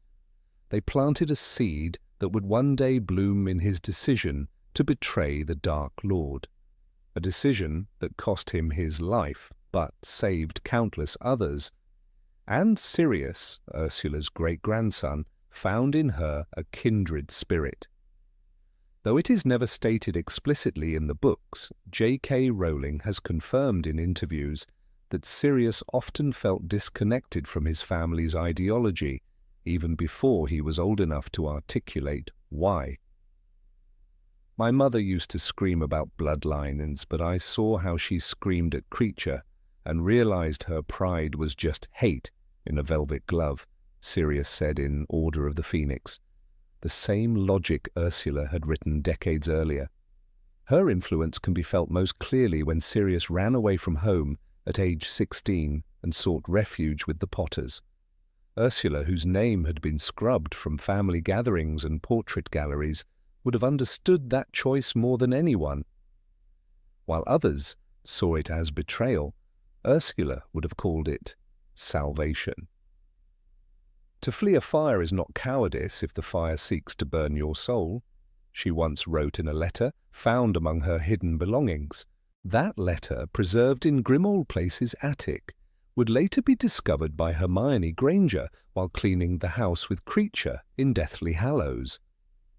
It was not signed, but the parchment bore a watermark, the sigil of the Black family, with one curious change. The serpent at its centre had been replaced by a phoenix. Hermione read it aloud to Harry, puzzled. Could this be someone who changed their beliefs? She asked. Harry looked up. Or someone who tried. The obliteration of Ursula's name from family history was not an accident. Walburga Black, Sirius's mother, had reportedly ordered every mention of her great-aunt destroyed. The tapestry in Grimmauld Place that tracked the family's lineage had her name burnt out. Not simply removed, but scorched as if in rage. She was a traitor, Walburga once shouted during a rare and drunken confession to her husband Orion. A witch who wanted to be a squib. But Ursula had never wanted to lose her magic. She had only wanted to use it freely, not in chains of hatred and fear. And that was perhaps her greatest sin in the eyes of her family. Not that she turned away from blood purity, but that she turned toward compassion, that she dared to believe magic could serve all people, not just those born under privileged stars. Even within the shadows of obscurity, Ursula's legacy continued when Andromeda Black, Sirius's cousin, chose to marry the Muggle-born wizard Ted Tonks. It was Ursula's story that gave her strength. A letter hidden behind a loose brick in her childhood bedroom in the Black Manor had reached her like a whisper in a storm. You may be alone in your time, but in time you will never be alone. Andromeda, too, was disowned, her name scorched from the tapestry. But like Ursula, she found something far more enduring than family approval. She found truth. In many ways, Ursula Black represents the soul of resistance within a house built on conformity. She was not loud, she never led a rebellion, never stood at the forefront of any war. But her choices, small and steady, cracked the foundation of an ideology passed down like a curse. When Sirius tells Harry in Order of the Phoenix, the world isn't split into good people and Death Eaters, he is echoing a wisdom Ursula had penned decades earlier. No blood, however pure, can shield a cruel heart from its own poison. Even Kreacher, the loyal but bitter house elf of the Black family, muttered about the soft-hearted one during one of his ramblings, though he never dared say her name. There was no portrait of Ursula in Grimmauld Place, a conscious erasure. But in that void something powerful took root. Every young Black who looked at the family doctrine with doubt, Sirius, Regulus, Andromeda, even Nymphadora in her way, carried a piece of Ursula within them. Her story has become the subject of hushed speculation at the Department of Magical Genealogy, where researchers pieced together the fragments of her life through recovered journals, hidden letters, and oral traditions. A recent exhibit at the Museum of Wizarding History, titled The Silent Rebels, featured Ursula's enchanted quill, still inscribed with the faint words, "To question is not to betray." Many wonder why Dumbledore never mentioned her, but perhaps that was part of the magic. Ursula's legacy was not to be wielded like a sword, but passed like a torch, unseen but guiding. Dumbledore, who once said, "It is our choices that show what we truly are," might have seen in Ursula the proof that choice can echo through generations. Today, young witches and wizards who feel estranged from inherited beliefs look to Ursula as a symbol of quiet rebellion. She is not found in textbooks, her face is not taught in history of magic, but she lives on in every magical child who chooses kindness over tradition, freedom over fear. And in that way, Ursula Black remains immortal, not in fame, but in fire. Number 23, Argus Filch.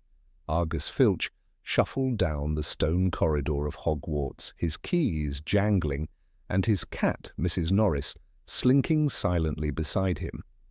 Dust clung to the torchlit walls, and the echoes of laughter from the Gryffindor common room filtered faintly through thick wooden doors. To many he was an annoyance, a grumpy, bitter presence who prowled the halls, seeking to punish students for the smallest infraction. But few stopped to consider what it must have felt like to be him, an aging man surrounded by a world that reminded him, every day, of what he could never become. Argus was a squib, born to magical parents, but possessing no magical ability of his own.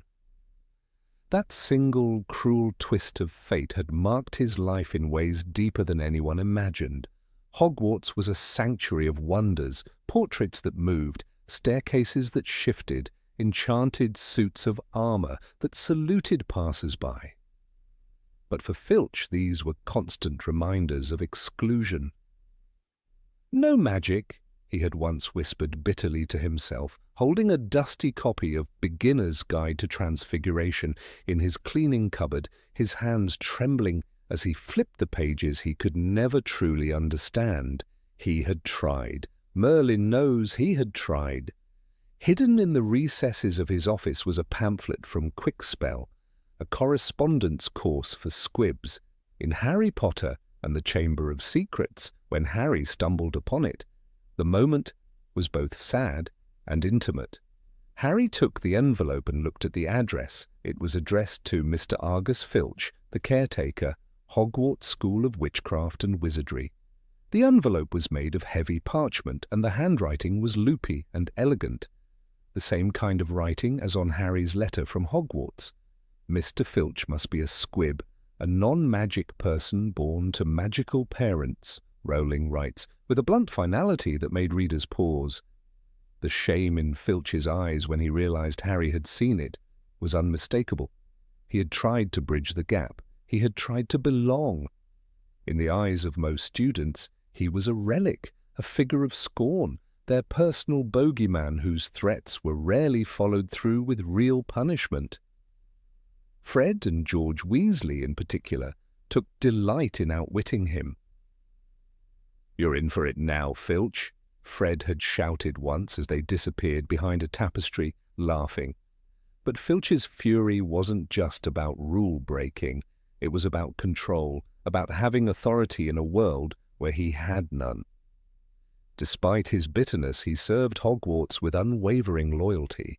During the Battle of Hogwarts, while the students and professors prepared for war, Filch remained. He didn't flee, he didn't hide. He helped evacuate the younger students, escorted them to safety, and stayed behind as the chaos began to swell. "Students out of bed! Students in the corridors!" he bellowed, his voice cracked but determined. For someone who had no magic, to remain in a castle under siege by Death Eaters was either foolish or brave, or perhaps both. Filch's most constant companion was his cat, Mrs. Norris, a gaunt, red-eyed creature that mirrored her master's wary demeanour. Students hated her, thinking she was some kind of informant. In truth, she was Filch's only friend. He spoke to her as if she understood. Perhaps she did. "Mrs. Norris, go and get Dumbledore," he once said after finding a petrified student during the Chamber of Secrets incident. The way he whispered to her, stroked her mangy fur, revealed more tenderness than he ever showed to humans. Dumbledore, ever kind, never dismissed Filch as the rest did. Though we never see their conversations in depth, Dumbledore's continued employment of Filch was no accident. In a world where he could have conjured a magical caretaker with a flick of his wand, Dumbledore chose Filch. Not out of pity, but perhaps because he saw something others didn't: loyalty, patience, a willingness to do thankless work in silence. When students mocked him, Dumbledore allowed Filch his dignity. There was something almost medieval about Filch. He didn't merely clean, he protected Hogwarts.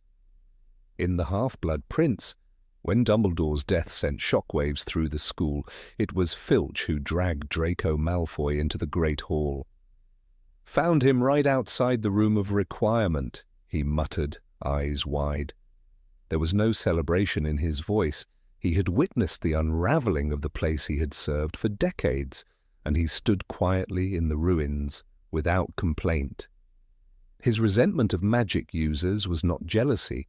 It was a slow burn of decades of being dismissed, overlooked, and underestimated. Every spell he couldn't perform, every moving staircase he couldn't control, was a reminder that he was a guest in his own home. Students called him names. Teachers barely tolerated his interruptions. "Can't you keep that cat under control, Filch?" Professor McGonagall once snapped during a staff meeting. He bowed and slunk away, but the sting lingered. He held grudges, deep ones, especially against Peeves the poltergeist, who tormented him more than anyone. "I'll get you this time," he would shout, as Peeves smashed another vase or dumped ink across the hall. Yet ironically, they were both outcasts. Filch, the magicless man, and Peeves, the creature of chaos. They danced their war in empty corridors, both unloved, both eternal parts of the castle. There's something tragic in watching a man beg for a purpose. Filch clung to rules not out of malice, but because it gave him control. The chains he carried on his belt weren't just tools, they were a symbol of his desperate grip on authority. "I miss the old punishments," he would grumble. "Hang them by their thumbs in the dungeons." He didn't mean it literally, but the old ways made sense to him. They were straightforward. Punishment equaled order. Filch's loneliness was palpable. While professors dined together in the Great Hall, while students formed friendships and houses stood united, Filch sat alone in his office, surrounded by cleaning supplies and dusty scrolls. His only light came from Mrs. Norris purring on his lap. That image, a man with a cat tucked away in a stone room while the magical world danced beyond his reach, is one of the saddest in Hogwarts history. And yet he stayed. Decade after decade. He didn't leave. He didn't sue for discrimination or seek another path. There was nowhere else for him. Hogwarts was his home, no matter how cold it could be. And he served it with the grim resolve of a man who knows his limits but refuses to break under them. "I've cleaned up worse," he muttered after a massive dung bomb explosion in the entrance hall. And he had. His past remains a mystery. No one knows who his parents were. Perhaps they disowned him. Perhaps he was sent to Hogwarts as a favor, given a job instead of an education. That would explain the pain in his voice every time he passed a classroom, hearing laughter and spells that would never be his. If he had once dreamed of being a wizard, those dreams had long since withered. In Order of the Phoenix, when Filch gleefully assists Dolores Umbridge in enforcing her oppressive rules, many saw it as petty revenge. But it was more complicated. For the first time, someone in power treated him as valuable. Umbridge may have been cruel, but she gave Filch a role he never had before. "She's letting me use the whips," he said with gleaming eyes. A pathetic line, yes, but also heartbreaking. He craved recognition no matter the cost. Filch's role as a gatekeeper of Hogwarts was never just physical. He represented something older, something from a time when magic had boundaries and punishments were severe. He embodied the uncomfortable truth that not everyone in the wizarding world found joy in magic. Some were hurt by it, some lived in its shadow. Filch was a man who existed in the cracks of that system, and still he cared. When Colin Creevey was killed, when the castle mourned its fallen, Filch cleaned the blood-stained floors with silent reverence. He didn't ask for applause. He simply did the job no one else wanted. The castle was wounded, and Filch tended to it like a battlefield nurse with no rank. In a story filled with grand heroes and dark villains, it is easy to overlook the ones who sweep the stage after the battle. Filch was one of them. He might never wield a wand, but he carried the burden of magic's consequences. Hogwarts was his prison, and his purpose, his punishment, and his pride.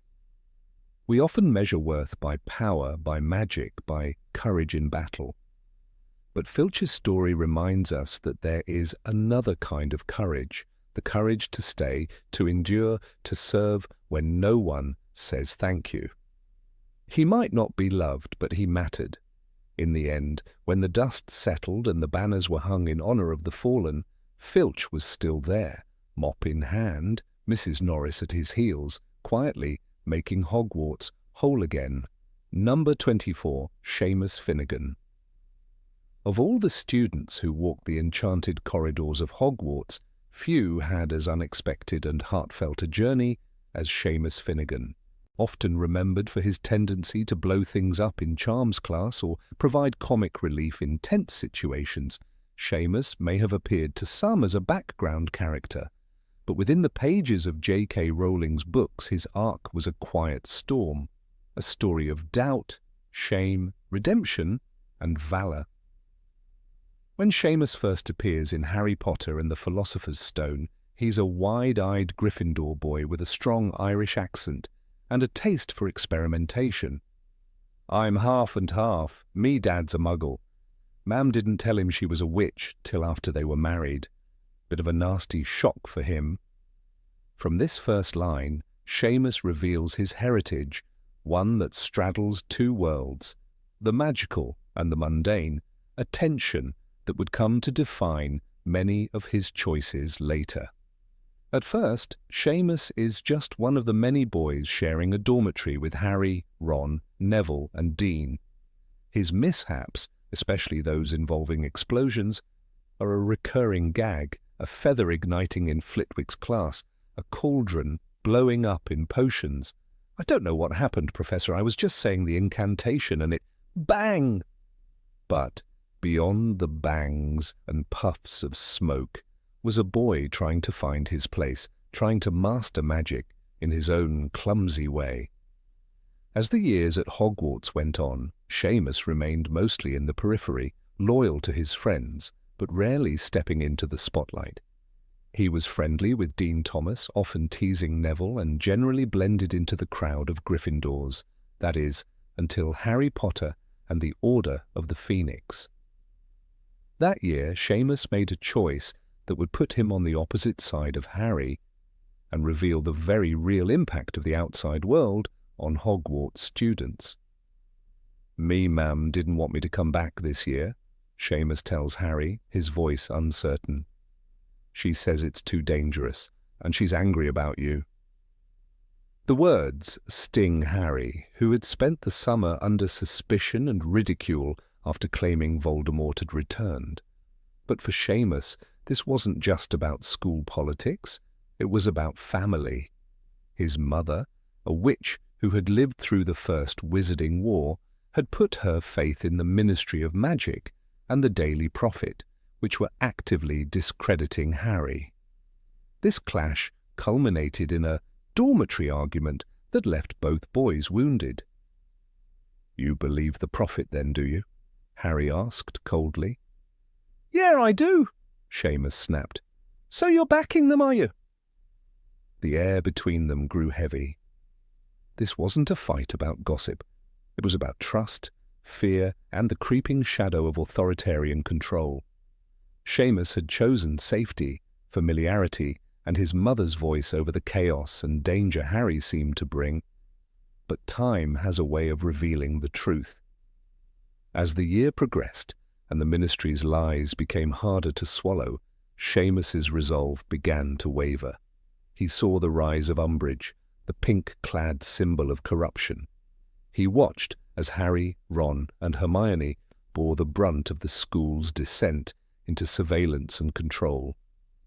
He saw Luna Lovegood mocked, Neville bruised, and students silenced. Doubt began to grow in Seamus like a quiet ember. In Half-Blood Prince, Seamus is quieter, more thoughtful.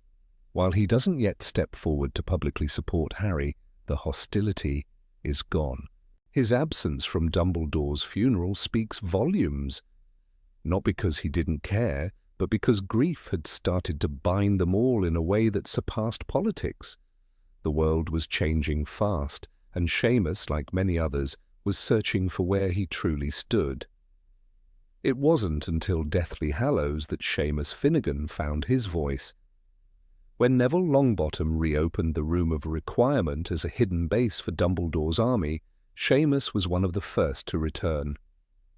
His hair was singed, his robes dirty, but his eyes were filled with resolve. "You should have seen it. It was like hell in there," Neville told Harry. "Carrows were on a rampage, and Seamus, he stood up to them." That boy who once doubted, who once picked his mother's fears over Harry's truth, had now joined the underground rebellion. Seamus helped maintain the Room of Requirement as a sanctuary, casting protective spells, encouraging younger students, and standing shoulder to shoulder with friends who had become his family. When Harry returned to Hogwarts, it was Seamus who greeted him with a grin and a spark in his eyes. "About time you got here," he said. "We've been holding the fort." Gone was the comic relief. In his place stood a warrior. And when the Battle of Hogwarts began, Seamus Finnigan didn't flinch. Armed with his wand and his gift for controlled explosions, he became a frontline fighter. When Professor McGonagall assigned him, along with Neville and Luna, the task of blowing up the wooden bridge to stop the Death Eaters, it was more than just strategy. It was trust. "You seem to have a particular talent for pyrotechnics, Mr. Finnigan," she said dryly. And Seamus, never one to miss an opportunity, grinned and replied, "Best blow it up then, Professor." That moment, the explosions lighting the night, the bridge collapsing into the chasm, Death Eaters screaming as they fell, was more than just a battle scene. It was Seamus's legacy. The boy who once doubted, who was once embarrassed by his magical bloodline, was now using his greatest flaw as his greatest weapon.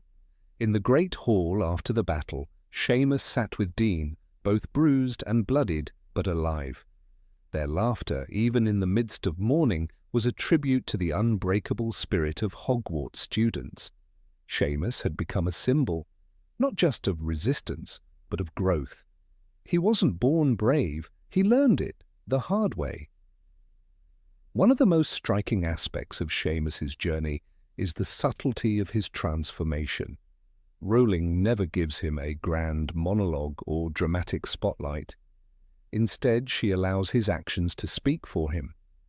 In a world filled with chosen ones and destined heroes, Seamus represents something quieter but just as vital: the every student. The one who gets it wrong, who listens to the wrong voices, but finds his way back through experience, shame, and courage. His shame about his mother's views never fully vanishes, but rather than resenting her, Seamus transforms that shame into motivation. He knows now that truth isn't always obvious and that courage sometimes means admitting you were wrong.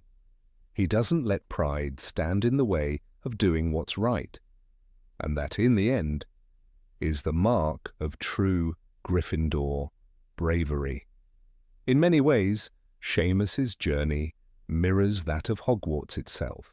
Once a place of laughter and learning, the school became a battleground, a crucible of identity and resistance. Seamus, once comic relief, became one of its fiercest defenders. His loyalty to Dumbledore's army wasn't based on prophecy or fame, but on lived experience. He had seen what tyranny looked like, and he chose to fight it. The books are filled with grand gestures and sweeping prophecies, but it's the quiet transformations that often leave the deepest mark. Seamus didn't save the world, he didn't kill Voldemort or find a Horcrux, but he stood his ground, he fought, he survived, and he changed. That is no small thing. Even after the battle, one imagines Seamus returning home, not as a boy but as a man. Perhaps he sat down with his mother and finally spoke plainly. "You were wrong about Harry," he might have said. "But I was wrong too." And maybe they cried, maybe they laughed, but what matters is that he returned stronger, wiser, and ready to build a better world. Seamus Finnigan reminds us that redemption isn't always loud. Sometimes it's a boy learning to believe again. Sometimes it's a wand raised not in fear, but in defiance. Sometimes it's an explosion in the dark that lights the way forward. That's the legacy of Seamus Finnigan, the boy who doubted, the boy who burned, and the boy who, when the moment came, chose to stand and fight. Number 25, Madam Hooch. Of all the professors that walked the hallowed halls of Hogwarts, few were as overlooked and underestimated as Madame Rolanda Hooch. Known to most readers simply as the flying instructor with hawk yellow eyes and short, spiky grey hair, she made her mark early in Harry Potter and the Philosopher's Stone, then quietly vanished into the background. But those who paid close attention saw glimpses of a character who deserved far more than a few fleeting lines. Because while she may not have commanded a classroom with the flair of McGonagall or brewed potions with the menace of Snape, Madame Hooch did something arguably more dangerous. She taught 11-year-olds to fly. Her first appearance was striking. Madame Hooch was a bony woman with short grey hair and yellow eyes like a hawk. The description immediately set her apart. She had the presence of a person who could command attention on a battlefield, let alone a Hogwarts courtyard. And in many ways, that's what the flying lessons were, battles of nerves, courage, and trust. Flying a broomstick wasn't just a magical activity, it was a test of instinct, and Madame Hooch, for all her strictness, was entrusted with the lives of every first-year wizard and witch who dared to leave the ground for the first time. On that memorable first day, she didn't coddle the students. "Stick out your right hand over your broom," she barked. "Up!" Her voice, sharp as a whip, sliced through the awkward giggles of the students. It was not a game to her. The broom responded to authority, and Madame Hooch taught that the broom was a creature to be respected. For Harry, who had never flown before, it was a defining moment. And when Neville Longbottom suffered a terrible fall and broke his wrist, it was Madame Hooch who sprang into action, sending him to the hospital wing and sternly warning the rest not to move. This is the kind of responsibility few teachers faced. One misstep could be fatal, and yet she took it all in stride with a calm severity that made her unforgettable. Madame Hooch was also the one who first saw Harry's natural talent. When Draco Malfoy flung Neville's Remember-All into the air and Harry instinctively zoomed after it, catching it in a breathtaking dive, Madame Hooch had already left to escort Neville to the hospital. But when Professor McGonagall heard of the incident, she didn't punish Harry, she rewarded him. That decision was based on the skill Harry displayed during a moment that originated in Madame Hooch's lesson. It was her class, her broomsticks, and her teachings that allowed Harry to even attempt such a daring maneuver. It's not hard to imagine that behind the scenes, Madame Hooch played a pivotal role in recommending young players for house Quidditch teams. After all, who else saw them fly before they were eligible? It's very likely that she spoke to the heads of houses about students with promise. In Harry's case, McGonagall took swift action. "He caught that thing in his hand after a 50-foot dive," she said. But someone had to have taught him the basics. And while his innate skill was exceptional, it was Madame Hooch who gave him the tools. Quidditch itself was a dangerous sport. In a school where students could barely manage a simple levitation charm without sending feathers shooting off like fireworks, the idea of putting them on racing broomsticks was mad. But Madame Hooch made it look manageable. She was a referee, a coach, and an enforcer. She monitored matches where bludgers tried to break bones and students hurled through the air at breakneck speeds. One slip in judgment from her could mean disaster, and yet in every match she kept order. Her piercing whistle cut through the chaos, her sharp voice silenced arguments, and her authority kept things from turning deadly. In Harry Potter and the Chamber of Secrets, she returned briefly when the Gryffindor versus Slytherin match took a dark turn. She refereed the infamous match where rogue bludgers tried to knock Harry off his broom. It's easy to criticize her for letting it continue, but it's important to remember that enchanted bludgers weren't common, and even then, it was Harry himself who insisted on playing through the danger. It was Madame Hooch's respect for player autonomy that allowed him to do it, but it also showed her trust in their capabilities, something that few professors extended to students. Her role as referee wasn't just about blowing a whistle, it required neutrality in a house-divided environment. Quidditch was war with rules, and Madame Hooch was the peacekeeper. She was one of the only adults who interacted with all students equally, regardless of house. In a school where favoritism sometimes tilted the scales, her fairness stood out. She was just as likely to call a foul on a Gryffindor as she was on a Slytherin. And in a school teeming with prejudices and rivalries, that made her invaluable. Beyond the pitch, Madame Hooch had other responsibilities. Though never explicitly stated, she was likely in charge of overseeing broom safety, storage, and maintenance. Hogwarts brooms weren't just magical sticks, they were delicate instruments that required care. In Philosopher's Stone, the school brooms were described as old and some of them had been known to zigzag or vibrate if you flew too high. A lesser instructor might have ignored such faults, but not Madame Hooch. It's telling that the school allowed her to run lessons with such equipment. It meant she had the expertise to handle any mishap. Her strict demeanour often overshadowed her more subtle qualities. While she didn't fawn over students like Professor Sprout or offer riddles like Professor Dumbledore, Madame Hooch embodied the kind of quiet mentorship that's often forgotten. She didn't need to smile to be kind. She showed care through vigilance.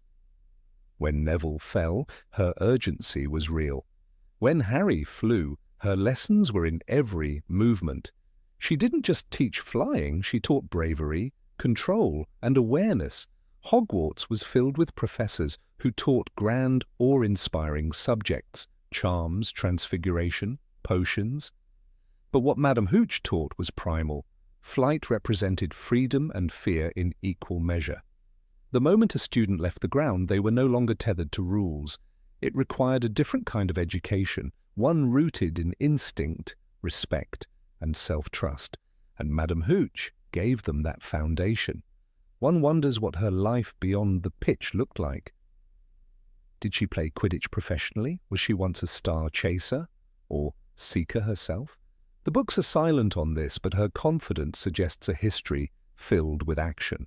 Her deep understanding of brooms, her sharpness during matches, and her unflinching gaze all hint at a past rich with experience. Perhaps she once played for the Holyhead Harpies, or refereed international matches before settling into Hogwarts. Rowling leaves it to our imagination, but the groundwork is all there. Even the students who defied her did so with caution.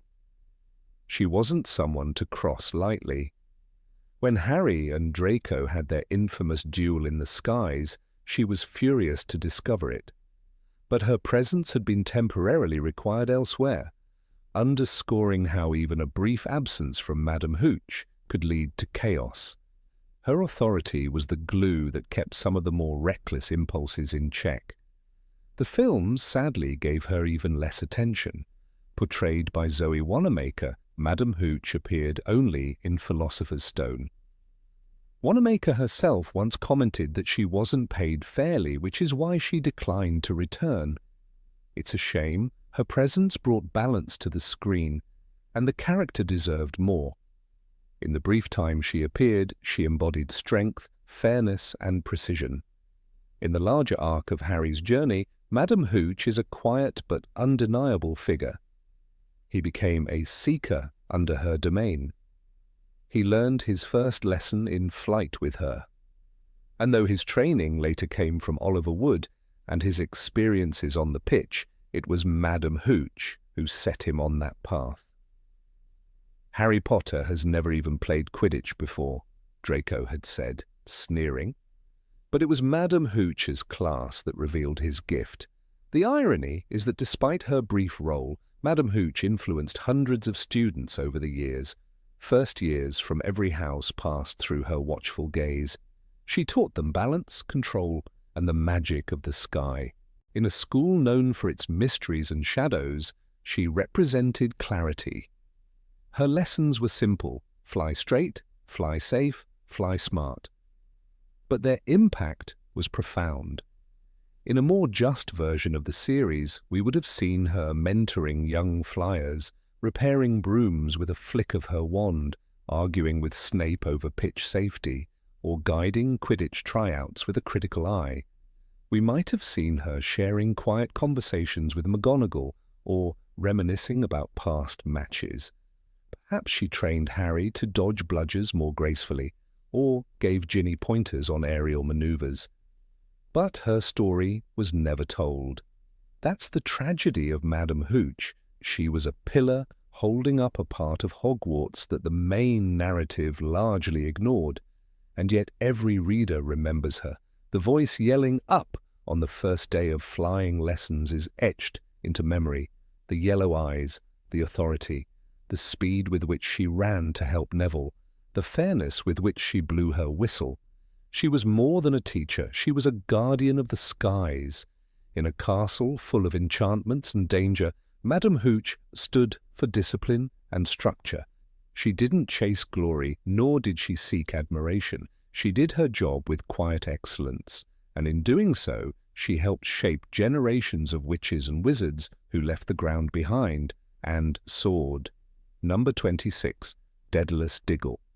The first time we meet Dedalus Diggle in the Harry Potter series, he is already smiling. Not with the smug pride of a ministry official or the haunting smirk of a Death Eater, but with the excited, bumbling joy of someone who has waited his whole life for a single moment.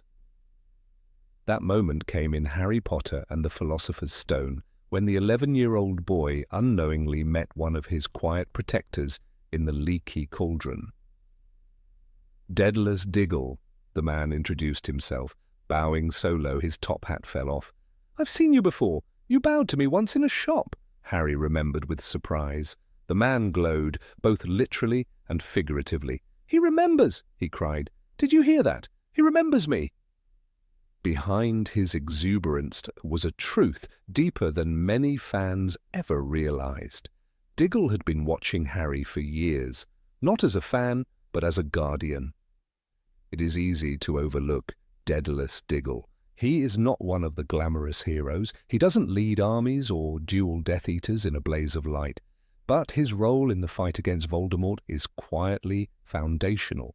He was a member of the original Order of the Phoenix, handpicked by Albus Dumbledore himself to stand against the rising darkness. He wasn't born into fame or fortune, but he offered everything he had, his wand, his life, and even his dignity, for the cause of resisting Voldemort. That bow to Harry in the shop?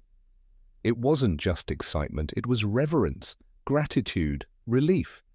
A silent thank you to the boy who represented hope for the world Diggle fought to protect. Though Rowling never gives us a full backstory, she weaves threads that paint a portrait of Dedalus as the wizarding world's unsung backbone. In Order of the Phoenix, when the Order is reassembled to protect Harry and fight the Death Eaters once more, Diggle is there. Not in the spotlight, not boasting, but ready. He is one of the wizards who helps organize the relocation of Harry from Privet Drive during the critical Operation 7 Potters. While Tonks and Shacklebolt take flight beside decoys and dueling skies, Diggle's name appears quietly on the list, another wand raised for the boy who lived.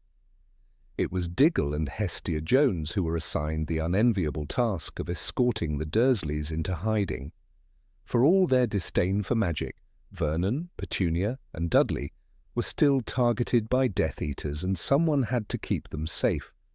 That someone was Diggle, a man the Dursleys viewed with fear and contempt. Petunia described him as that lunatic in the purple top hat, and Vernon grumbled about the indignity of being guarded by a man who set off fireworks when he bowed.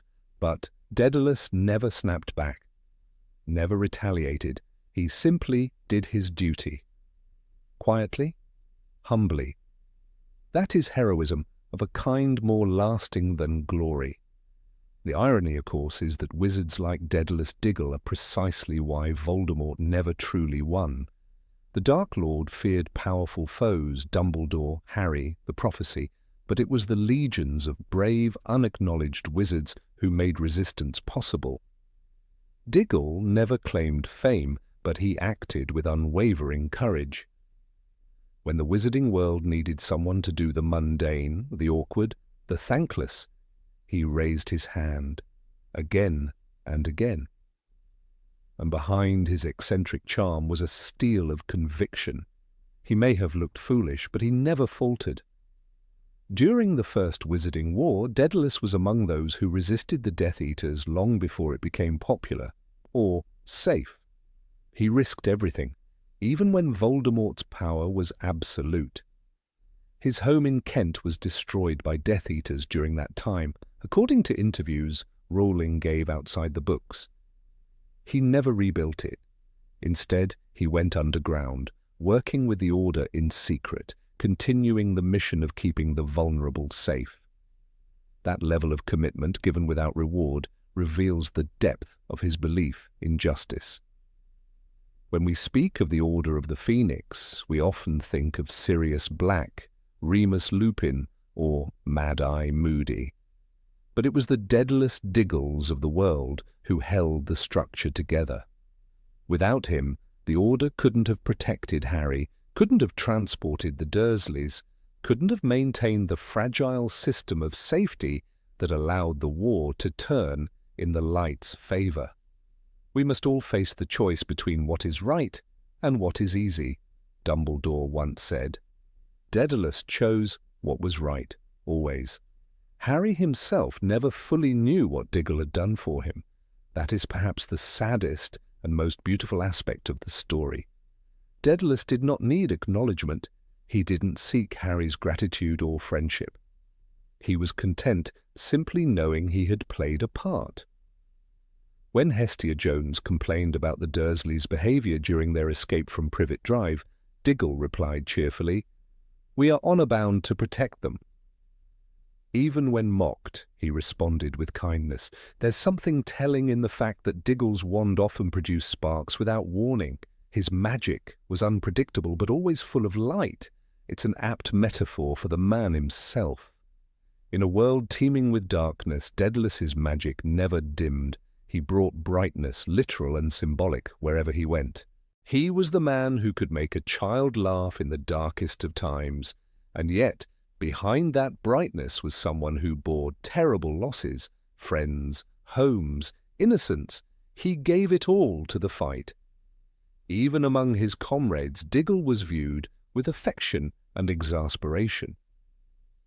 "Diggle's a bit of a liability," Mundungus Fletcher once muttered.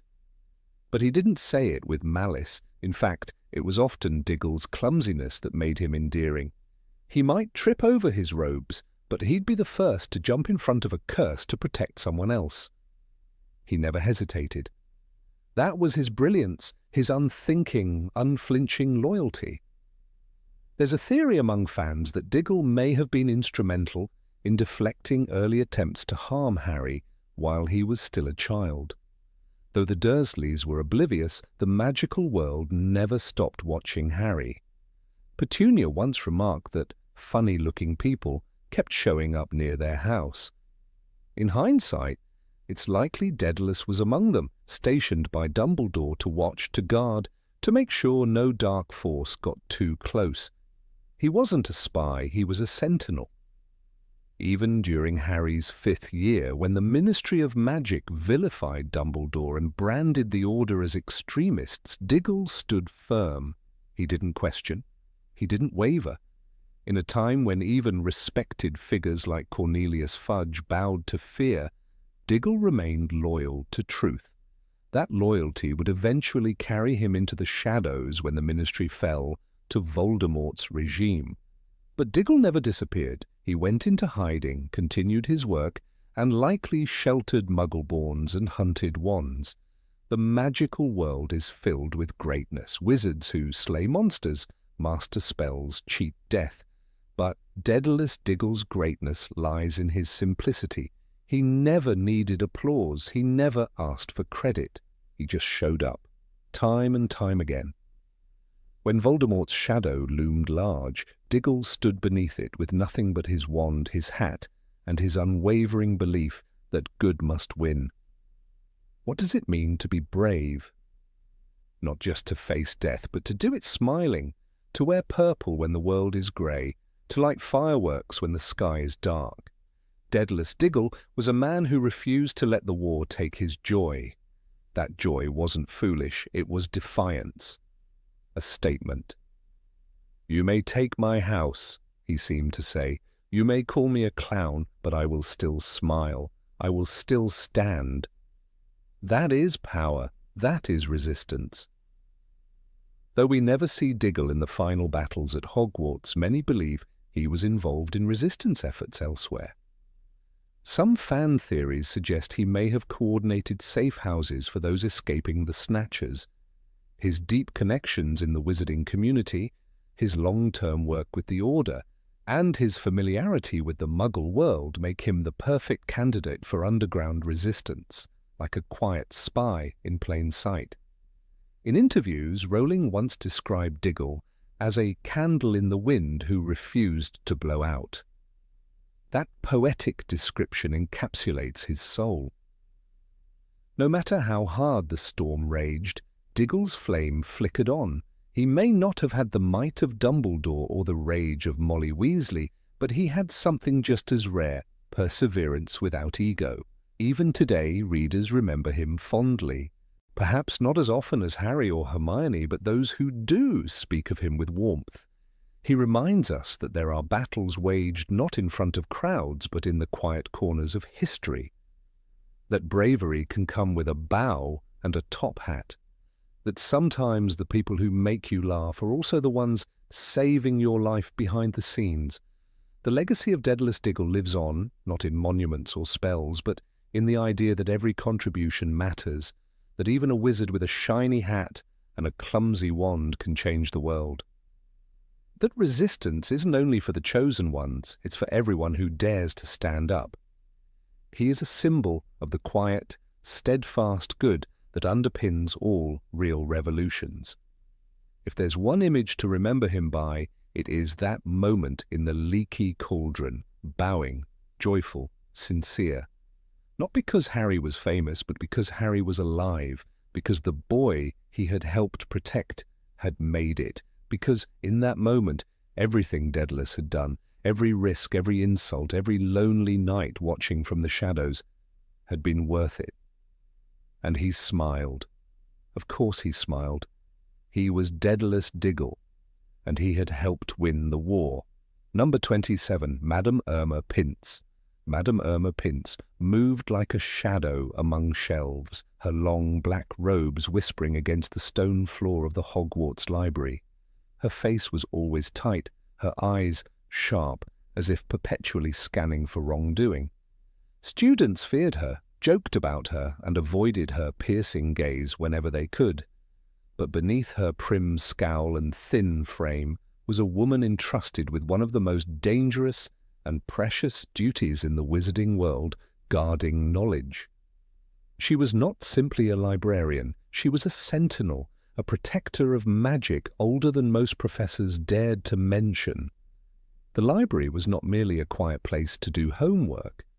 It was a vault, and Madame Pince its fiercely loyal guardian. The restricted section alone contained books that could cause madness or death if read without understanding. "You're not allowed in there," she had snapped once when Harry Potter himself tried to sneak in under his invisibility cloak. The hiss of her voice was more chilling than Filch's growl. "Those books are not for children." But perhaps it wasn't only children she was trying to protect. Perhaps it was the books themselves. For Irma Pince treated her library like a living being. She once shrieked in fury when Ron Weasley absent-mindedly dripped ink on a borrowed book. "If you can't treat the books with respect, you won't be allowed to borrow them," she snapped, snatching it away as though Ron had injured her personally. That moment revealed something vital.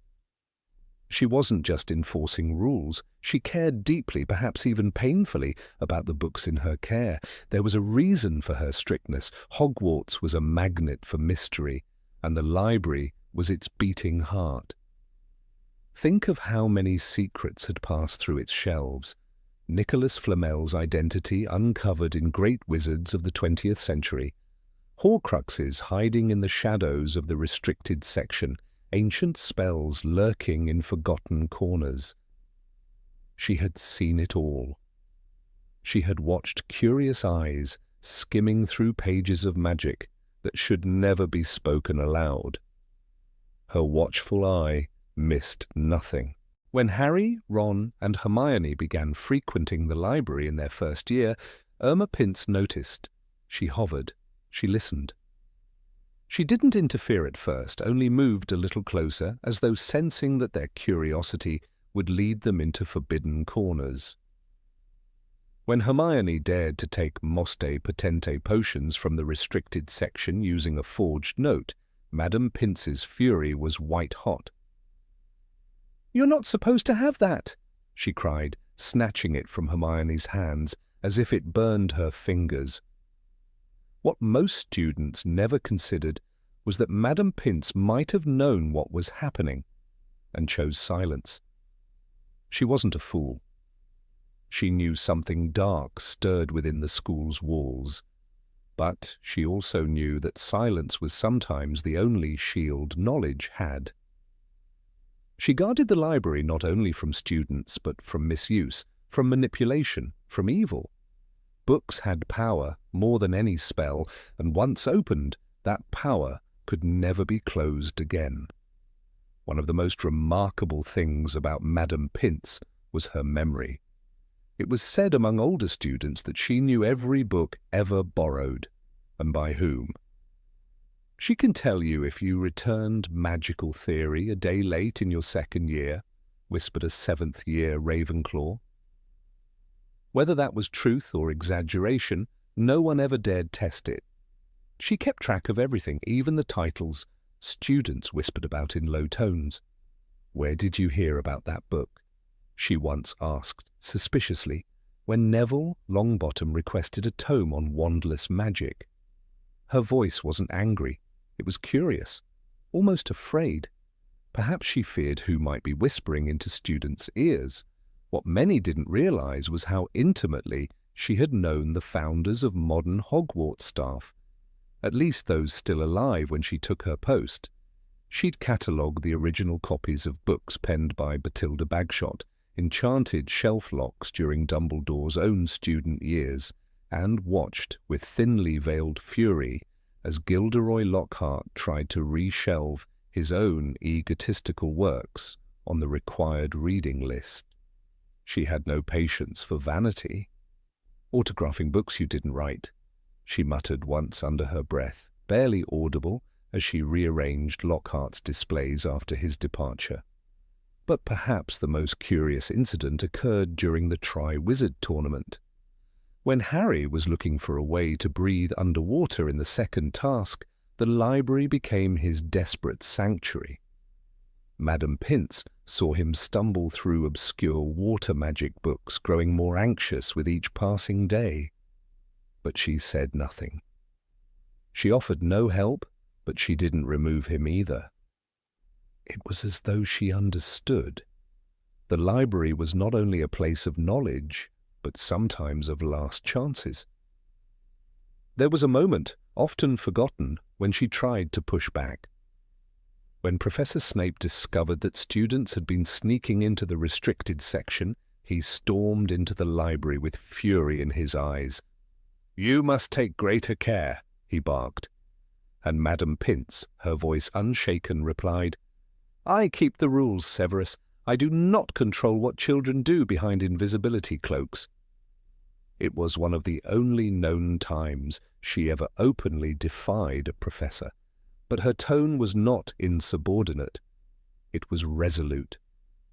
The truth is, Irma Pince saw more than she let on. When Dolores Umbridge took control of the school and began enforcing her strict regime, Madame Pince seemed neutral at first, but whispers among the staff said she refused to allow Umbridge access to certain tomes. "These are headmaster-class volumes," she reportedly said, clenching her jaw when Umbridge demanded access to restricted magical lore. The pink-clad tyrant backed down. Some things even she couldn't control. There were rumours, never confirmed, that Madame Pince had once been offered a position in the Department of Mysteries. The idea was not far-fetched. Who else knew more about magical theory, forbidden knowledge, and the interplay between wizardry and written word? But she declined. "The library needs me," was all she said. And perhaps it did. After all, who else could stop a curious third year from stumbling upon a spell that summoned demons? Who else knew which books whispered when no one else was around? And yes, some books did whisper. The library had its own life. There were grimoires that shivered when touched, spell books that rearranged their words depending on who opened them, and a sentient dictionary that once bit a student for mispronouncing a charm. Madame Pince knew each of these books like old friends. She calmed them, soothed them, placed them back in their rightful places with a tenderness no one ever saw in her voice. She whispered to them sometimes, and they whispered back. She was present during the Battle of Hogwarts. She did not fight on the front lines, but she stood at the entrance of the library, wand in hand, barring the doors. "These books survive," she said, and the portraits around her nodded in grim agreement. The library did survive, though several shelves had collapsed and one ancient tome turned to ash when stray curses struck it. But Madame Pince rebuilt it, painstakingly, quietly, without thanks.